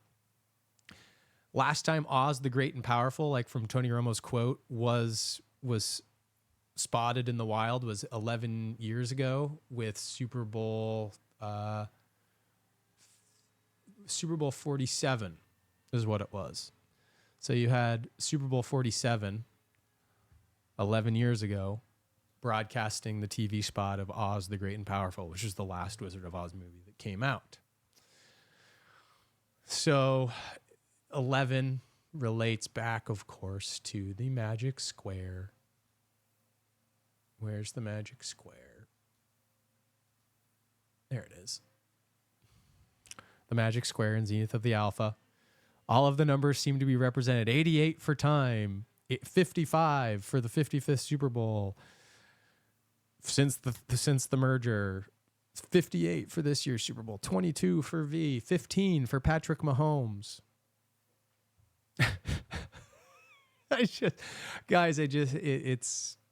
It's funny. It's fun getting back into the stuff with you.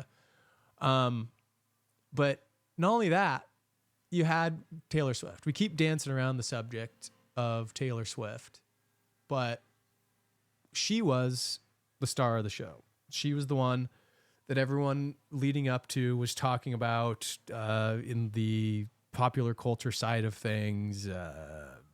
She wasn't even the one that was the halftime performer, but she was the one that everyone was talking about.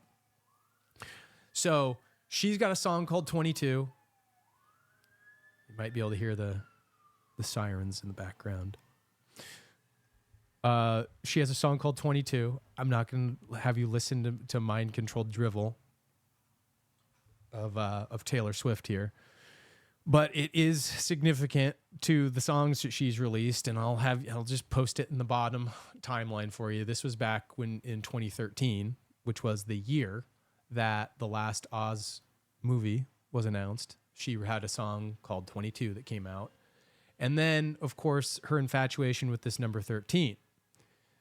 The calendar ritual, Brock Purdy, and everything related to the calendar ritual and the Batman comics. We'll get deeper into that stuff in the future too, guys. But all these things that relate to 13 with her.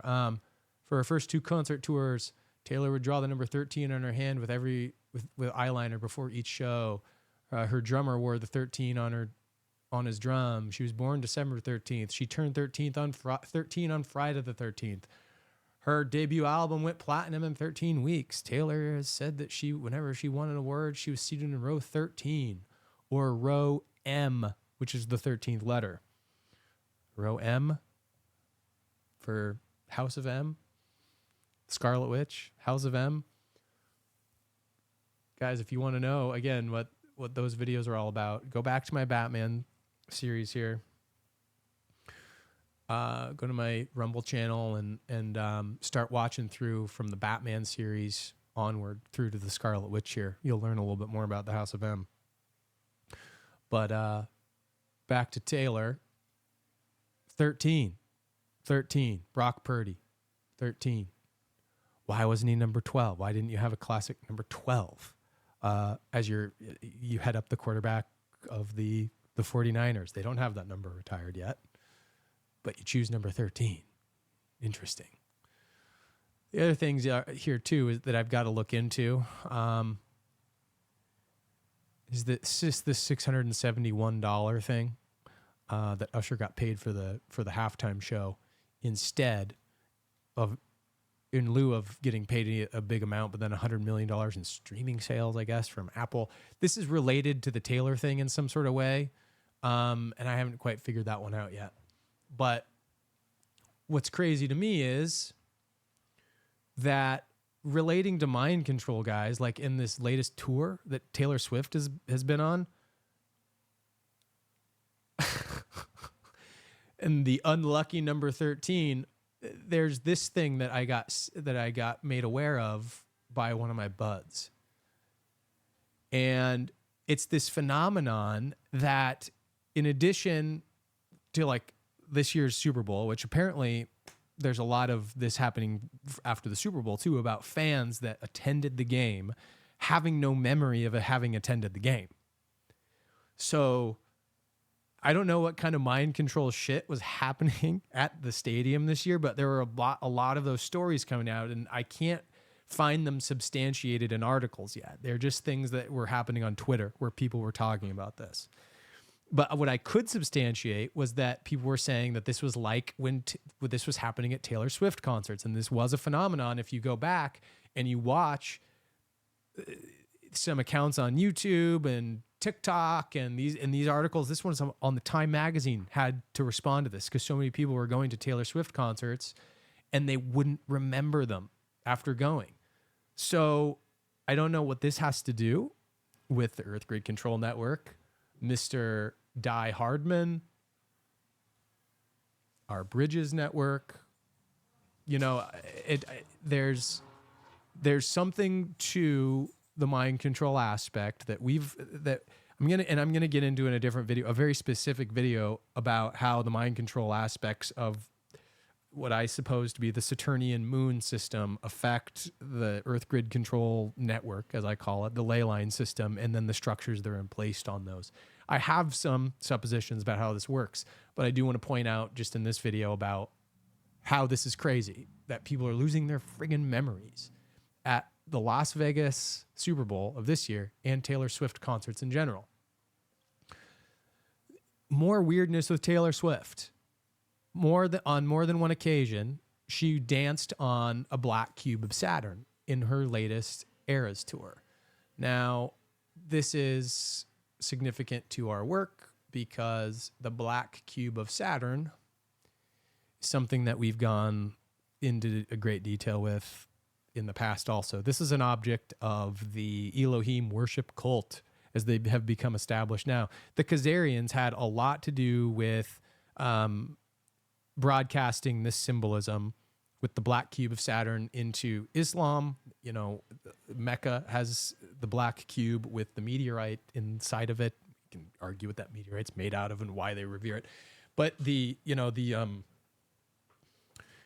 black cube is the symbol of the subversion of the chronological order of things. Saturn is Chronos. Chronos is time. Time is reflected in all of these calendar rituals where we are being shown things backward as signified by the V-steg. So you see Taylor up on the podium dancing on a black cube with candlelight, the candlelight sigil on the front. Of course, you've got this kind of stuff surfacing. This is one of those theories out there on the internet where a lot of people think Taylor is transgender. Could be. I'll show you why at the end of the video why that could actually be the case. This is supposed to be her real mother, who's not acknowledged, Zena LaVey, who was a declared Satanist. The Black House of Allegiance Stadium, which is the Black Church of Satan. This person was tying together with the steganography and what they were finding between the birth dates of both. They put in the birth dates of both Zena LaVey and Taylor Swift. And then more 3 action. Super Baal ritual. I kind of like that. 333 Al Davis Way. We talked about that. This discovery on Mimas happened 333 weeks after Cassini. This is a Saturn moon discovery that they're pointing to, another Saturn/moon ritual. When Taylor Swift was 333 days and 333 months and 3 days old. Not only that, Cassini first launched when Swift, who's 409 weeks old, as pointing back to her birth date, right? And when she was 409 weeks old, Cassini found what it did on Saturn. It made the major discovery. Talking about the Black House, demolished 409 months after. I'm sorry, my eyesight up to my screen on top of it. It's a little bit hard to read on the black background. The Black House was demolished 409 months after the Satanic Mass album with Zena's Satanic Baptism recording. So more stuff from the same guy. Tying Zena McVeigh to Taylor Swift. They both do look alike. I'm going to have to look more into it to determine a conclusion for myself. But it is interesting how some of the gematria lines up, how 3 is central to it. And then how also Kanye West somehow who was not spotted at Super Bowl 58, but the day after Super Bowl 58 moved above Taylor Swift in the Spotify top artist charts. And this was, again, the day after he didn't make it to the Super Bowl because Taylor Swift apparently kicked him out. I think this one shows... No, that doesn't show that. But she apparently kicked him out. He bought a seat that was supposed to be right in front of her so that whenever the Super Bowl camera showed her, it would show him too. Was how the story goes. And apparently she had sway to kick him out of the stadium somehow, even though he's Kanye West. I don't know. Something funky going on with this whole transcendence thing. What's Kanye West doing to now overtake Taylor in the next chapter of whatever this ritual is? Has her purpose been fulfilled? Again, a lot of people think there's this transgender nod thing going on with her Adam's apple. And is this really the same Taylor she was when she was a teenager? I don't know.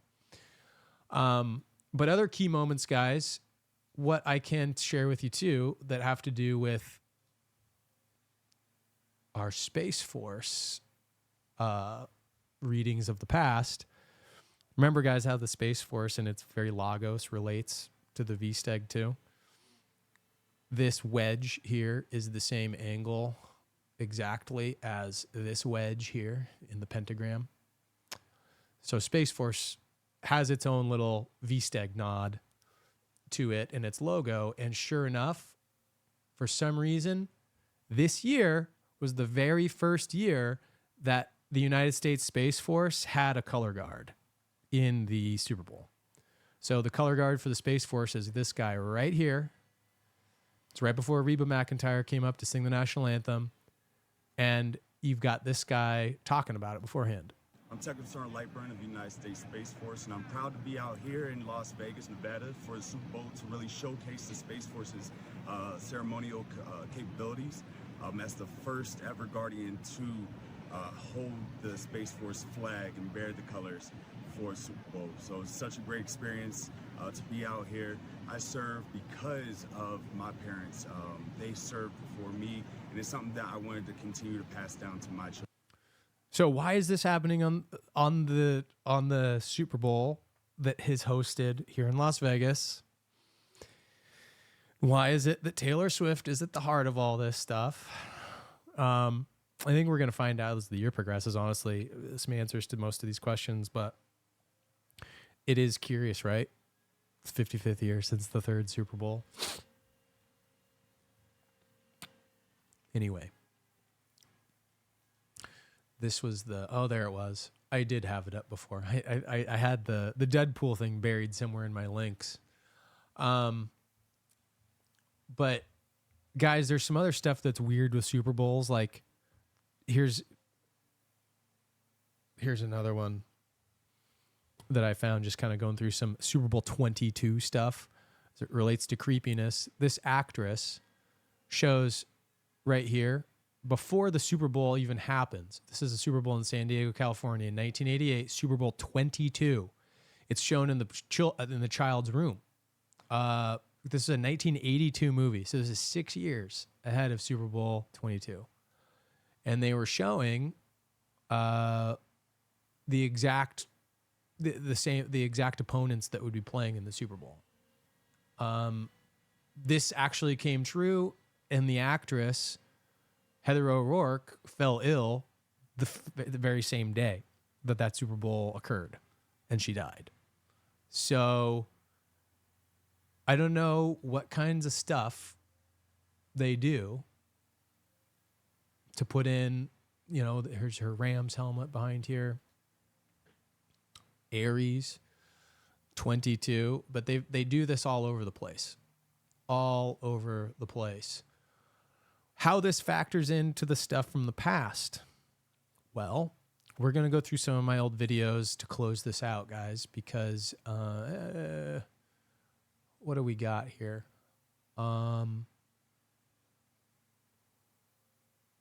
Yeah, we've got a couple things left here before we close this out.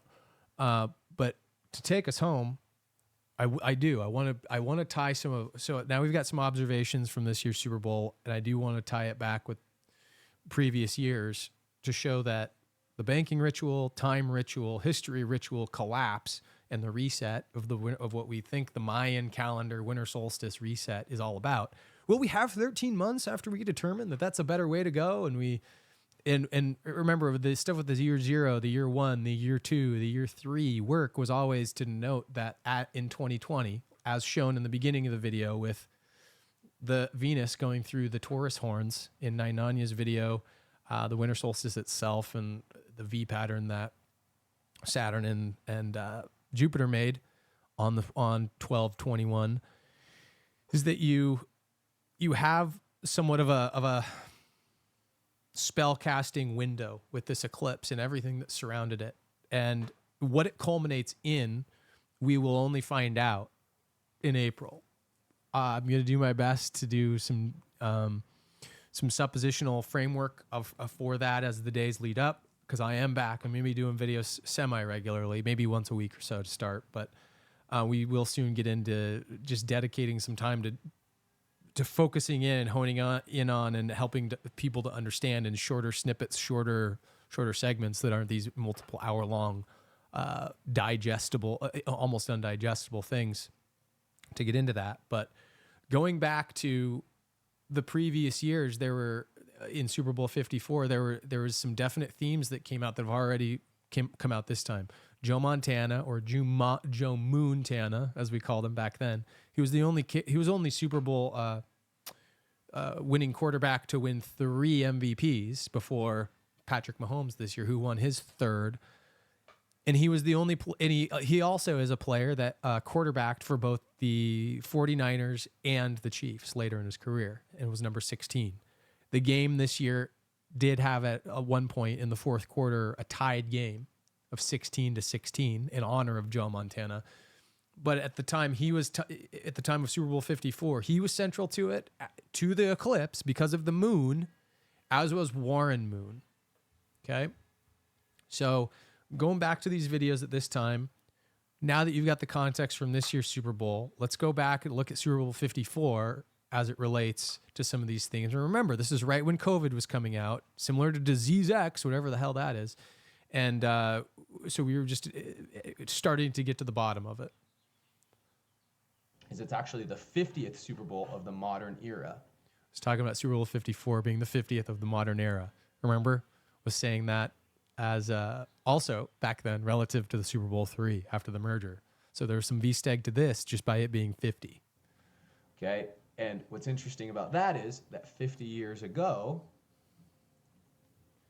the Chiefs played in Super Bowl 4 against the Minnesota Vikings and beat them. And so this is actually, guys, this is actually where it starts to get interesting, because Warren Moon comes into play again, because he again played for the Vikings, he played for the Kansas City Chiefs, the Houston Oilers, which are those were all the playoffs of today. Those were all the playoffs teams of that year. But before we even get to this, because the moon is the important piece that is in play, as we've talked about on this channel constantly with the 8th sphere, we have these two inextricably tied together because of Super Bowl, and then I brought up Super Bowl 50, which was at, lo and behold, Levi's Stadium. Since this is the 50th modern day, where San Francisco plays, to look into if I could find anything on the actual Super Bowl 50. And coincidentally, not coincidentally, most likely, because of the occult nature of this, that Super Bowl was held in Levi's Stadium, Santa Clara, California, the home of the San Francisco 49ers where they just won today. So you guys can see how they kind of weave all these Super Bowls even together into a tapestry of a script, and they kind of cast a spell over a course of 50 years, and they reference other things. But the thing I wanted to point out was this is the last time the Kansas City Chiefs were in the Super Bowl. 50 years. I think there's something tied to this 50 because of the fact that they're playing against the 49ers. I think if I'm going to predict, here's what I'm seeing is the Chiefs, the commander-in-chief, Donald Trump, is going to win the election this year. This is also an election ritual.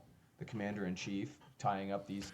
Remember, it didn't quite happen that way, though. Remember, guys, the election was rigged, just like the results of the league. So I was incorrect in that capacity, but I go into a lot of the gematria here. After that is the whole point of why I brought the video up at all. So disregard the Donald Trump prediction that didn't come to fruition. It's the numerology and the gematria that tied in then that are significant. In the election this year, this is also an election ritual. The commander-in-chief tying up these two numbers, Donald, with the Chiefs. You get what I think is the preamble for the red wave. Both teams are red in livery color or uniform. The KC Chiefs Same are as red. this next one. 49ers are red and election gold. year. By the way, 4 years removed, obviously, election year again. So not only do you have the 4-year cycle with the virus being removed, but this year is also an election year. But the red, I think they called it in the last election the red wave. Maybe we should put red wave up there. Let's see what comes up. As you guys can see, look at that. 33 and 111. So Patrick Mahone, this is really 333 and 111. Those are all significant for this year's Super Bowl more than anything. But guys, look, if you're looking at the gematria, Joe Montana, 108 and 36 and 54, Super Bowl 54. Going back to the pentagram, 108, 36. The degrees of the pentagram match up with the numerology of what we're finding for the Joe Montana Super Bowl. And because Joe Montana was central to that, we focused on him. We focused on doing some decodes around the Super Bowl that year because he'd played in both. But what it really mattered most in service of was the ritual with the. Sorry, it's getting late already. It's almost 6 o'clock my time. Got to be wrapping this up. But the solstice, the winter solstice, and eclipse rituals themselves. And so this is more how I was tying in the 108 geometry patterns, Patrick Mahomes, Montana, because this is actually using Derek's work from the guy who created the Gematrinator website to build off of his ideas. A lot better over here with Derek. This guy's name is Derek, the guy that made the Gematrinator calculator that we use. He's got his own page over here that he's tying together Joe Montana, the eclipse, that happened in 1979, which is real interesting. Check this out. Another eclipse that happened in 79. Here it is. The eclipse that happened in 1979, the year that Joe Montana was drafted into the NFL. And here we go. Follows a path from Washington to Montana. Moon-tana. Like on Moon Day, Monday, with all of the stuff where he was... there are a lot the eclipse of went right over Montana that year. Significant events that I'm actually not remembering right now from this video in particular. Believe it or not, I can't remember everything. And I'm not really going to play it either. I will link this video so you guys can watch it in its entirety. It's an hour long in and of itself. And so you can see some of the kind of decodes that he's done here. But I only wanted to point out he very astutely had the path in 1979 of the full eclipse, first entering in over Washington, and it was viewable from Seattle, of course, went over Montana. So there's, again, the Seattle connection with Microsoft, Boeing. These were all market collapses I was following at the time, too. These were the companies of the day that were struggling. We've got all sorts of different markets these days that are struggling for different reasons. But this was all about the chronology even then, guys. And then I even went on to talk about how that Super Bowl, the same Super Bowl's halftime show, signified more of the same relative to the Wizard of Oz. Here again is the Super Bowl halftime ritual, right? I'll link this in the description so you can watch the entire thing. It's a 15-minute long video, but it was right around here in the video that the Wizard of Oz ritual kicks off, the Emerald City. Remember, silver, the silver rig, and Jennifer Lopez coming down the Emerald City, and Nikola Tesla, just like Niagara Falls. Let's see, I'll show maybe just this part of the video so you guys can see. Yeah, starting right here. We'll just play it starting right here.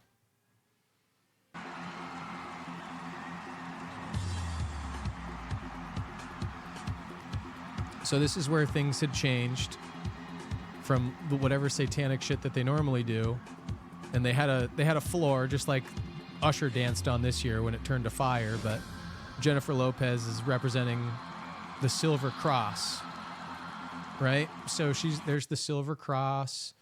Here's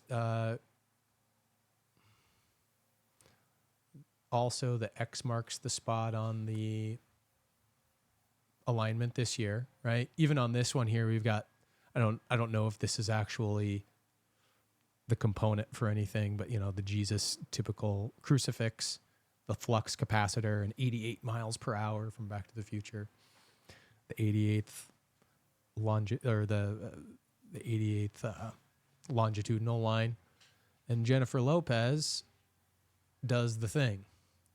Well, after that,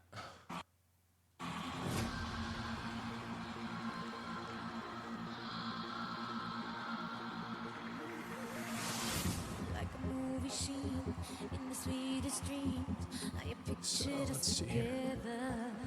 Pictured us together. Do. She sings for a minute.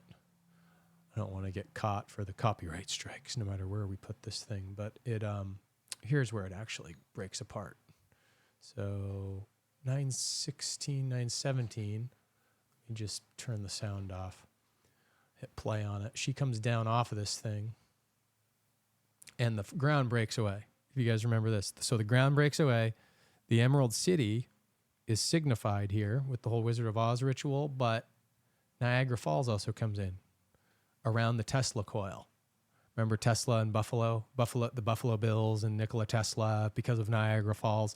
So much still coming this year relative to Niagara Falls, as we'll also find with the Buffalo Bills rituals with the playoffs this year.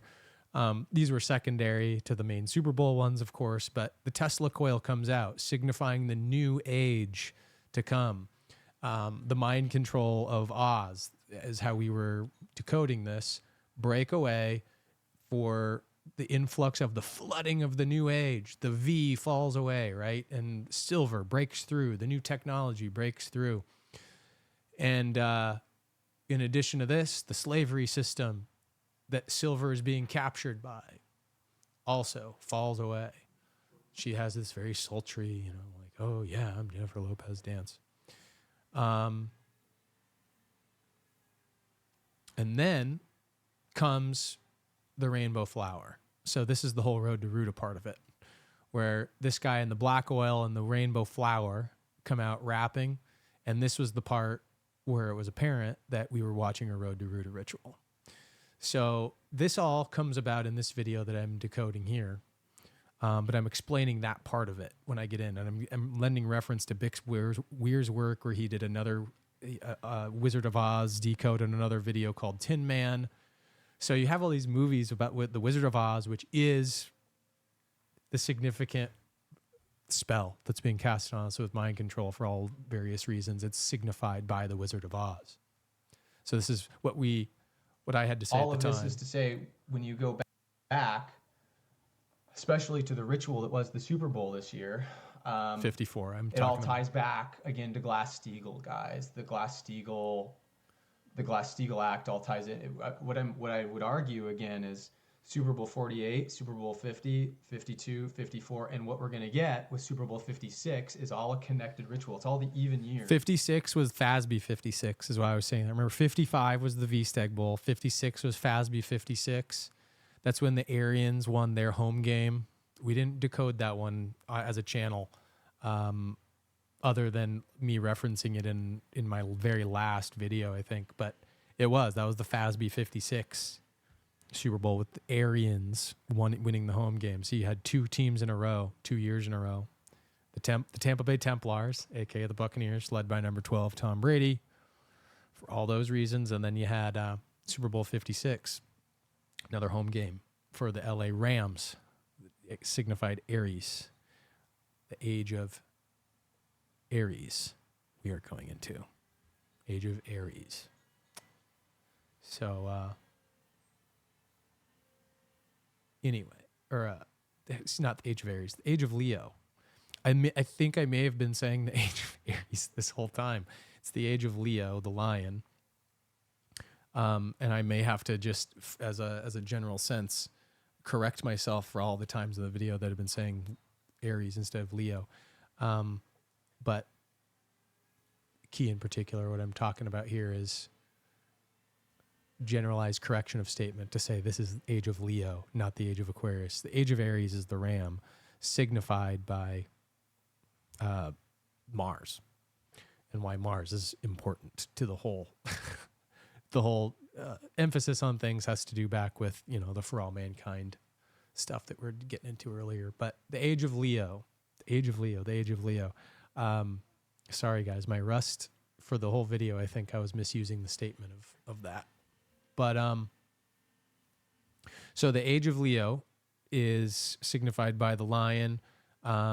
Aries is the Aryan race that we all came from by way of Mars also. And that's the Aryans and the ancient past is also being hidden from us in the true tapestry of historical events.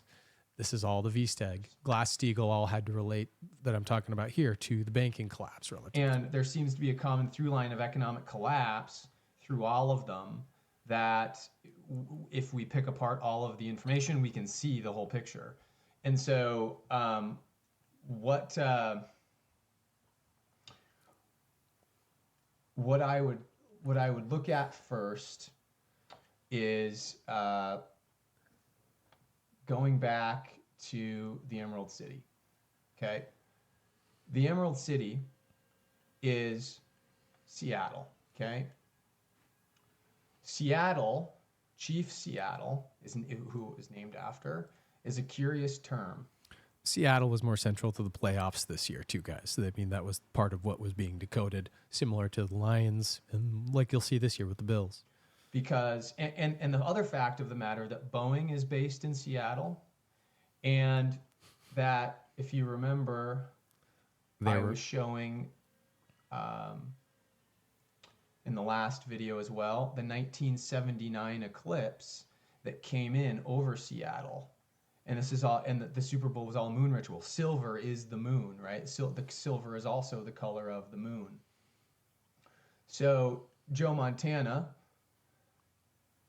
being the player that was drafted in 1979 and also the player that played for the San Francisco 49ers and the Chiefs, also central to this ritual, as well as Warren Moon, being the player who also played on the Kansas City Chiefs, Seattle Seahawks, Minnesota Vikings, and Houston Oilers. We've gone into why that matters in the previous videos as well, but the curious thing was his name is the Moon, right?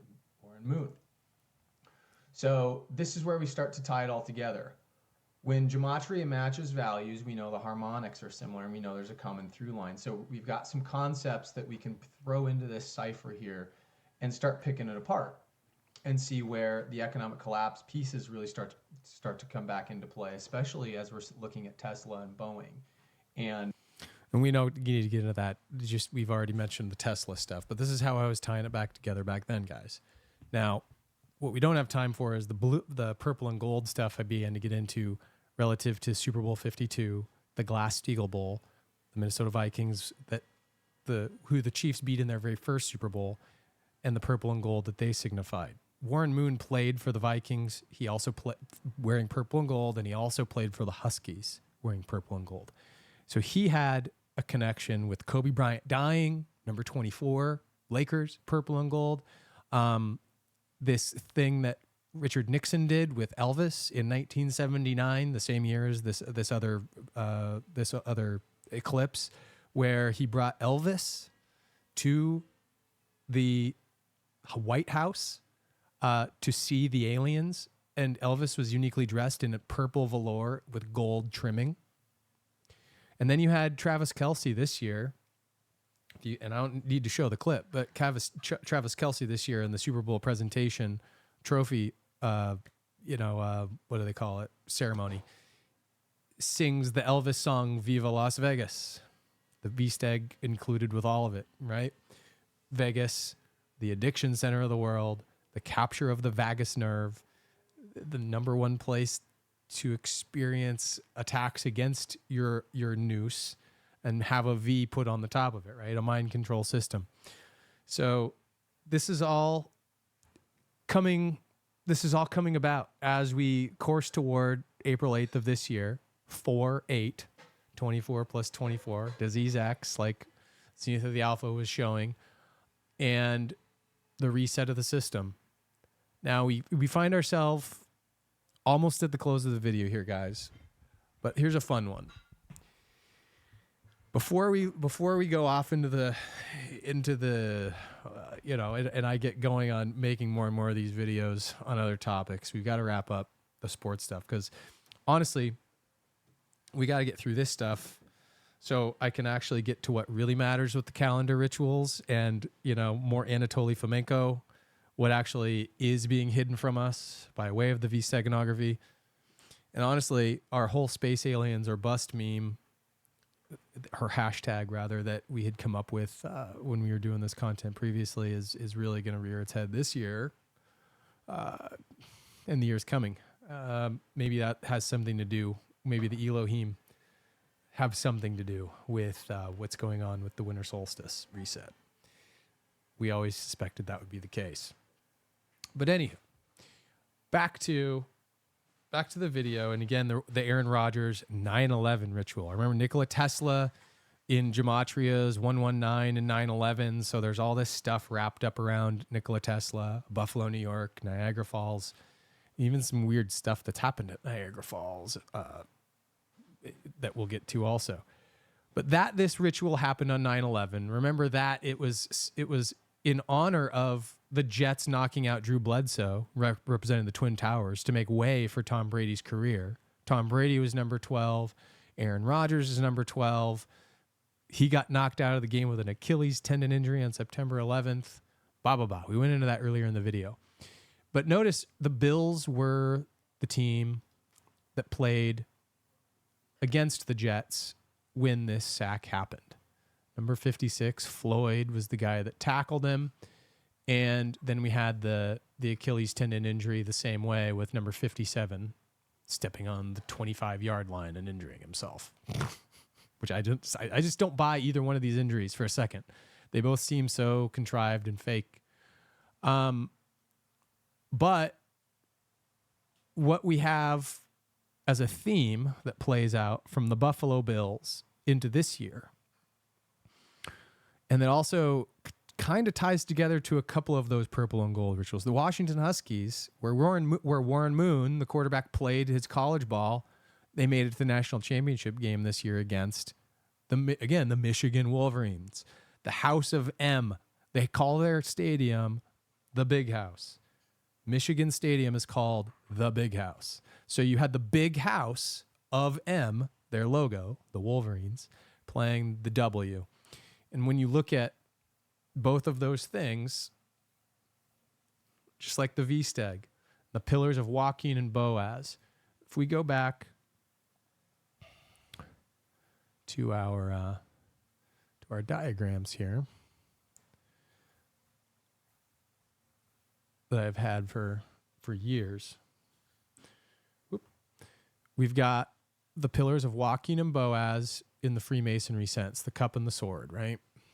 Don't need to get into the philosophy of this, but the man in the middle is the shape of the V, the Sephiro. So you have one pillar on the left, one pillar on the right, and you have a V in the middle, which makes an M. This is to control the whole person, the House of M. That's what the whole series, the House of M, was all about. So you had the House of M, and then the inverse of that is a W, right? If you can envision a Sephiro pattern on the inverse of that, that would be a W. Washington's logo is a W. And so you had the M versus the W with the purple and gold and the blue and gold. And remember that we've already mentioned Michigan Wolverines, Deadpool, and Wolverine. How is this all factored in? And how does it factor in then with the freaking Buffalo Bills? Well, with wide right, you had the loss of the Super Bowl. The Bills famously made it to 4 Super Bowls in a row under number 12, Jim Kelly. So they also had a number 12 at the helm, Jim Kelly, another calendar guy. It seems all these freaking teams that win anything have number 12 at the helm. Terry Bradshaw, Roger Staubach. Of course, Joe Montana was number 16. He was the exception. But then, Jim Kelly, Aaron Rodgers, Tom Brady. The list goes on for these very Masonic quarterbacks. A field goal would have taken the Bills ahead of the Giants to win the game 22-22 or 22-20. They did not, and they missed the field goal. They missed the field goal wide right. Whoops. Oh, that's another Taylor Swift thing. There's this other Taylor Swift thing that happened at the Buffalo Bills Stadium, I wanted to point out earlier in the year, where they hijacked her microphone. And so she wasn't able to sing because somebody hijacked the microphone at the Buffalo Bills Stadium, which is kind of interesting. That happened on January 21st of this year. Where did I put the... Where did I put... Oh, there it is. It's all the way down there at the end. I forgot. Sometimes I forget where I put my stuff on here. So the Buffalo Bills, wide right. It was a famous play exemplified here from 1991 Super Bowl, which was Super Bowl 25, another V-Stag number. So this was 33 years ago also that this happened. 33, Super Bowl 25, and we get the first instance of wide right. Lindner waits to snap it. Here it comes. We wait. There's a snap. There's a kick. It is Kicks up. It is no good. Wide right. No one missed. 4 seconds left. The Giants And the Giants win. Super Bowl 25 by the score of 20-19. And Norwood misses the kick. Okay. So then this year we have the exact same thing happen. 33 years removed, and the Bills on a 44-yard attempt. 44 yards, Bass. No, he doesn't make it. Against Kansas City is wide right. The Bills could have tied the game 27-27 and said left it 24, and it's wide right. Wide right. Wow. The 2 most dreaded words in Buffalo.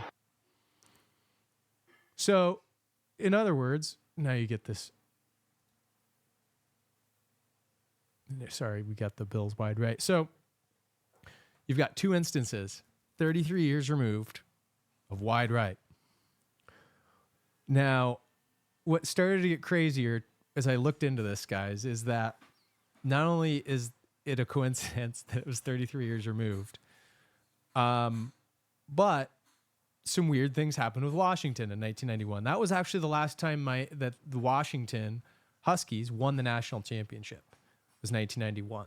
They were contending for the national championship and lost to the Wolverines this year, but they shared the national championship with the Miami Hurricanes, 1991. The thing about Miami from 91, from which that play in Bills history happened, was that in a future popular culture reference, you had this man, whose name is Ace Ventura, pet detective, get on the scene in Miami to solve the crime of a missing pet, a missing dolphin, which is the plot of Ace Ventura. Now, Ace Ventura, interestingly enough, A-V, Lambda V, we have that connection going on here too, which I've never looked into. But if you guys remember, there's a point in this movie where there's a kicker whose name is Finkel,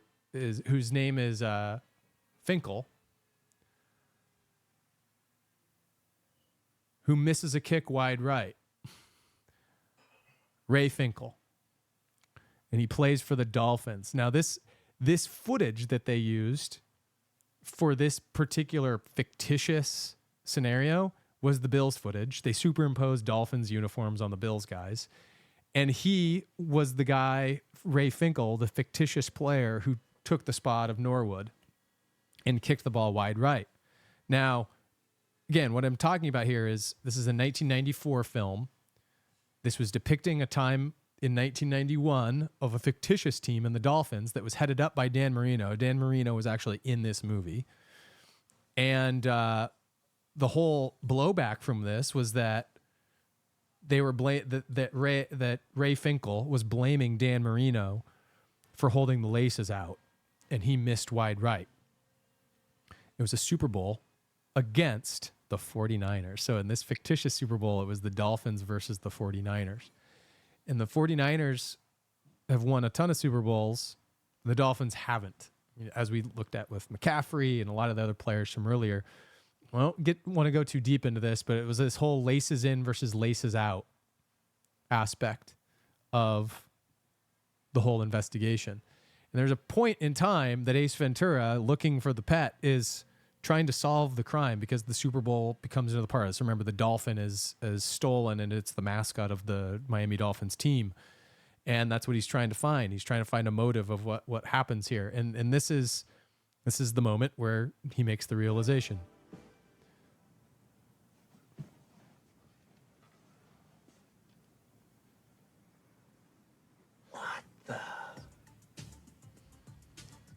That's it.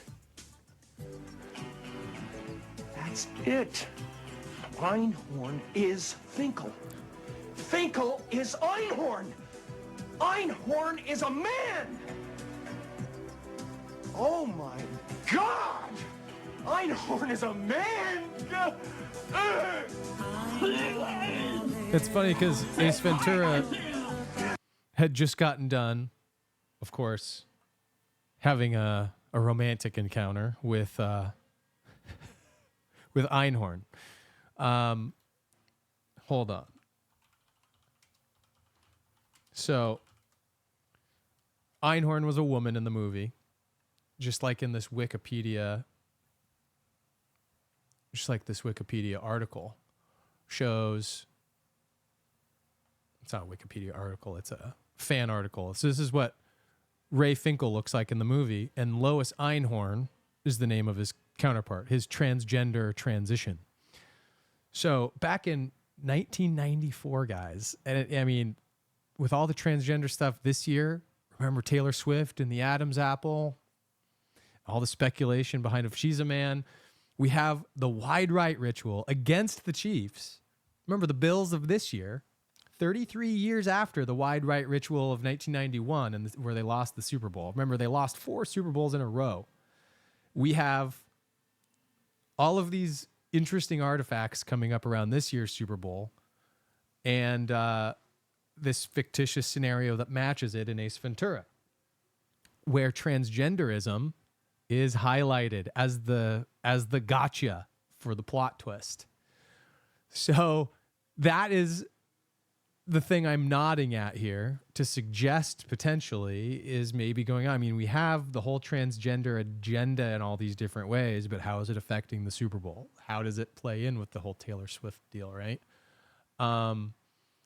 It's interesting for this year because, in particular, Dan Marino, the guy that was part of the plot line that related to it, was in these commercials. He was in this Michelob commercial. I couldn't scan and find out where it was. So you got Maybe a different beer? No, Michelob Ultra. You got this soccer player. He's like, no, I need the Michelob. And he starts kicking the soccer ball around. But Dan Marino is on the boat, I think, in this one.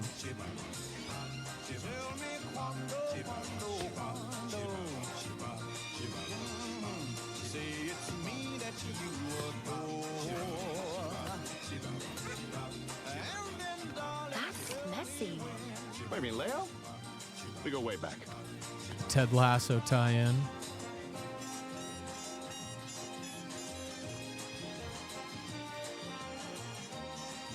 Where the hell is Dan Marino? I thought he for sure. Oh, yeah, here he is. He's on the boat. There he is. Dan the Marina. Dan the man. So for whatever reason, there he is. He's highlighted in that commercial. And then, more curiously, he's highlighted in this commercial of the Almost Champions for M&M's. And so they go through all of these, you know, the Diamond Anniversary stuff. But the House of M, remember, guys, we've mentioned the House of M in all of the content relating to the mind control and the Scarlet Witch. We're going to have to go, you know, we'll have to dig deeper into that concept again to remind you at some point. But the fact that he was in this commercial here at the beginning and all throughout the Almost Champions, because again, Dan Marino never won a championship either. Buffalo Bills, the Almost Champions, they've never won a championship. And so this whole thing with the House of M subverting mind control over this very obvious ritual is apparent with M&M's. Polish them with the size of those who almost won a Super Bowl. Almost. And Scarlett Johansson.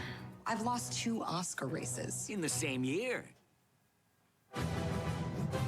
Psst, don't tell Marie. So the House of M, breaking into the House of M with the mind control of the wide right ritual. So all of this stuff is crazy when you think about it, guys, but not so crazy when, you know, you look at where we've come and the discoveries we've made in the same vein along the way.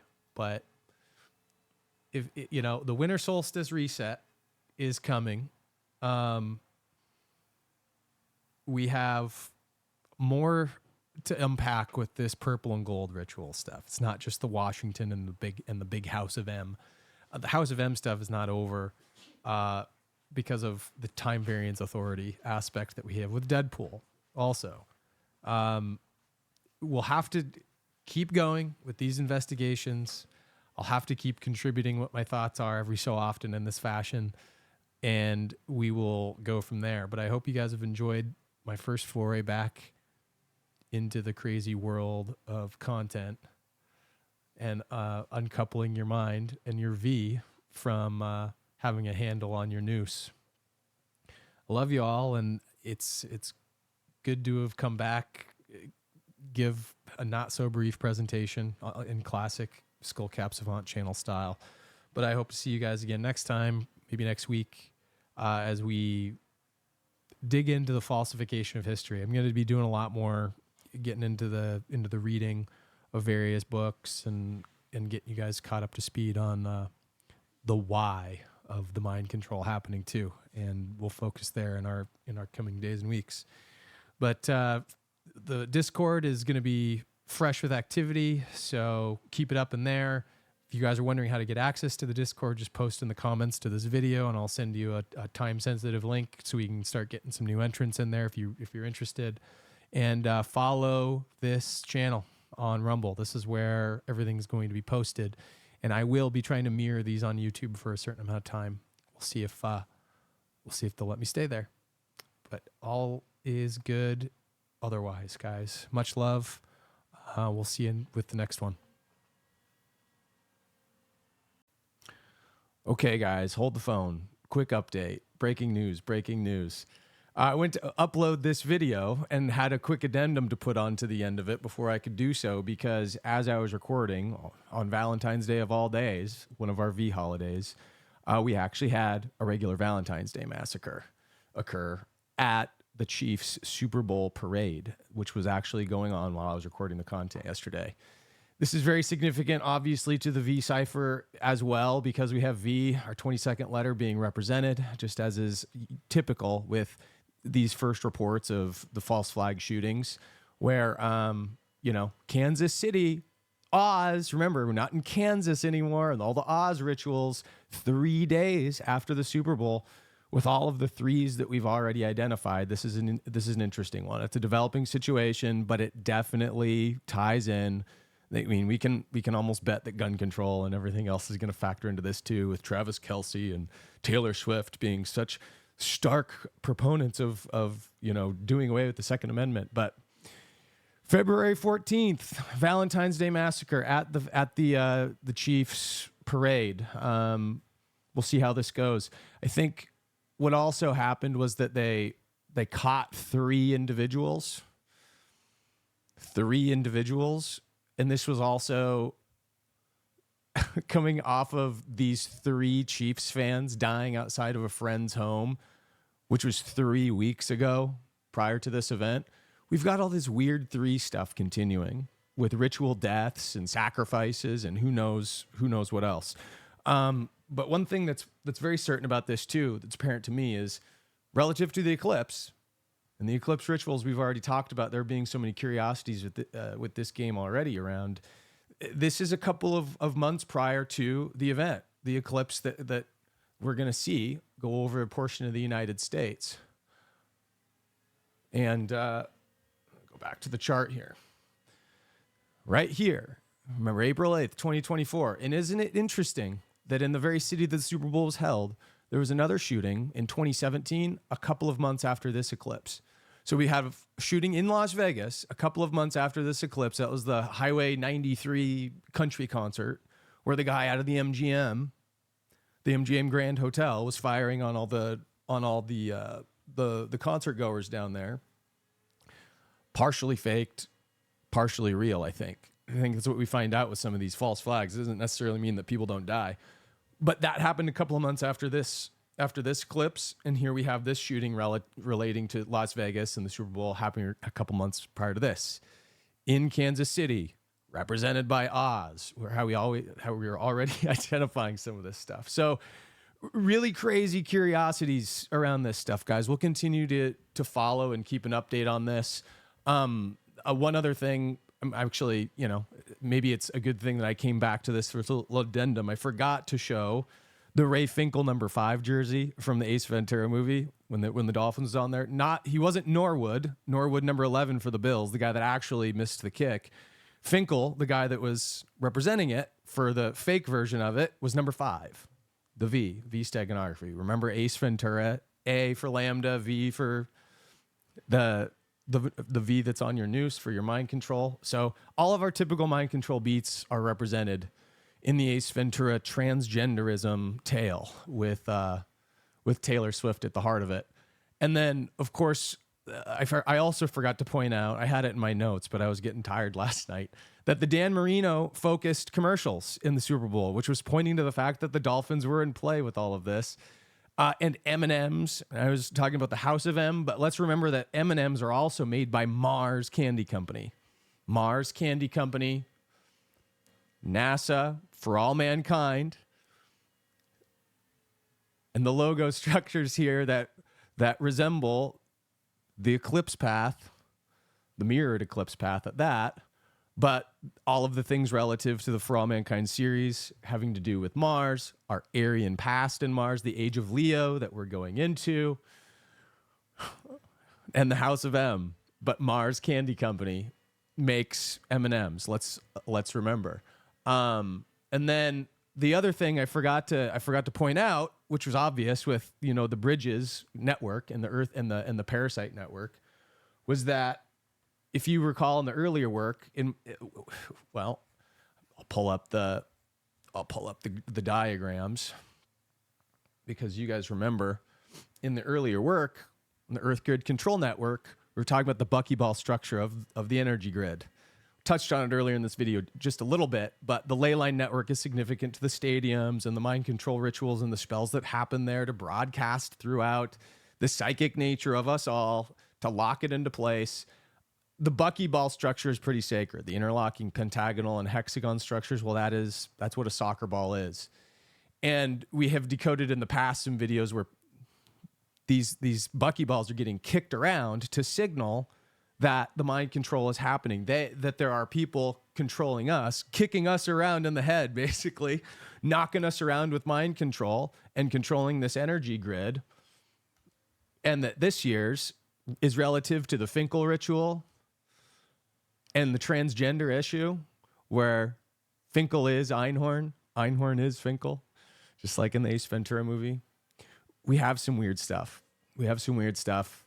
And we'll see how it plays out for the rest of the year.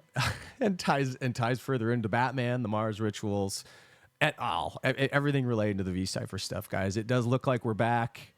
And this is, wishing everybody an awesome rest of your day. This is just a little addendum to the video, and had to do it. It was too relevant not to. Well, I'll talk to you all soon.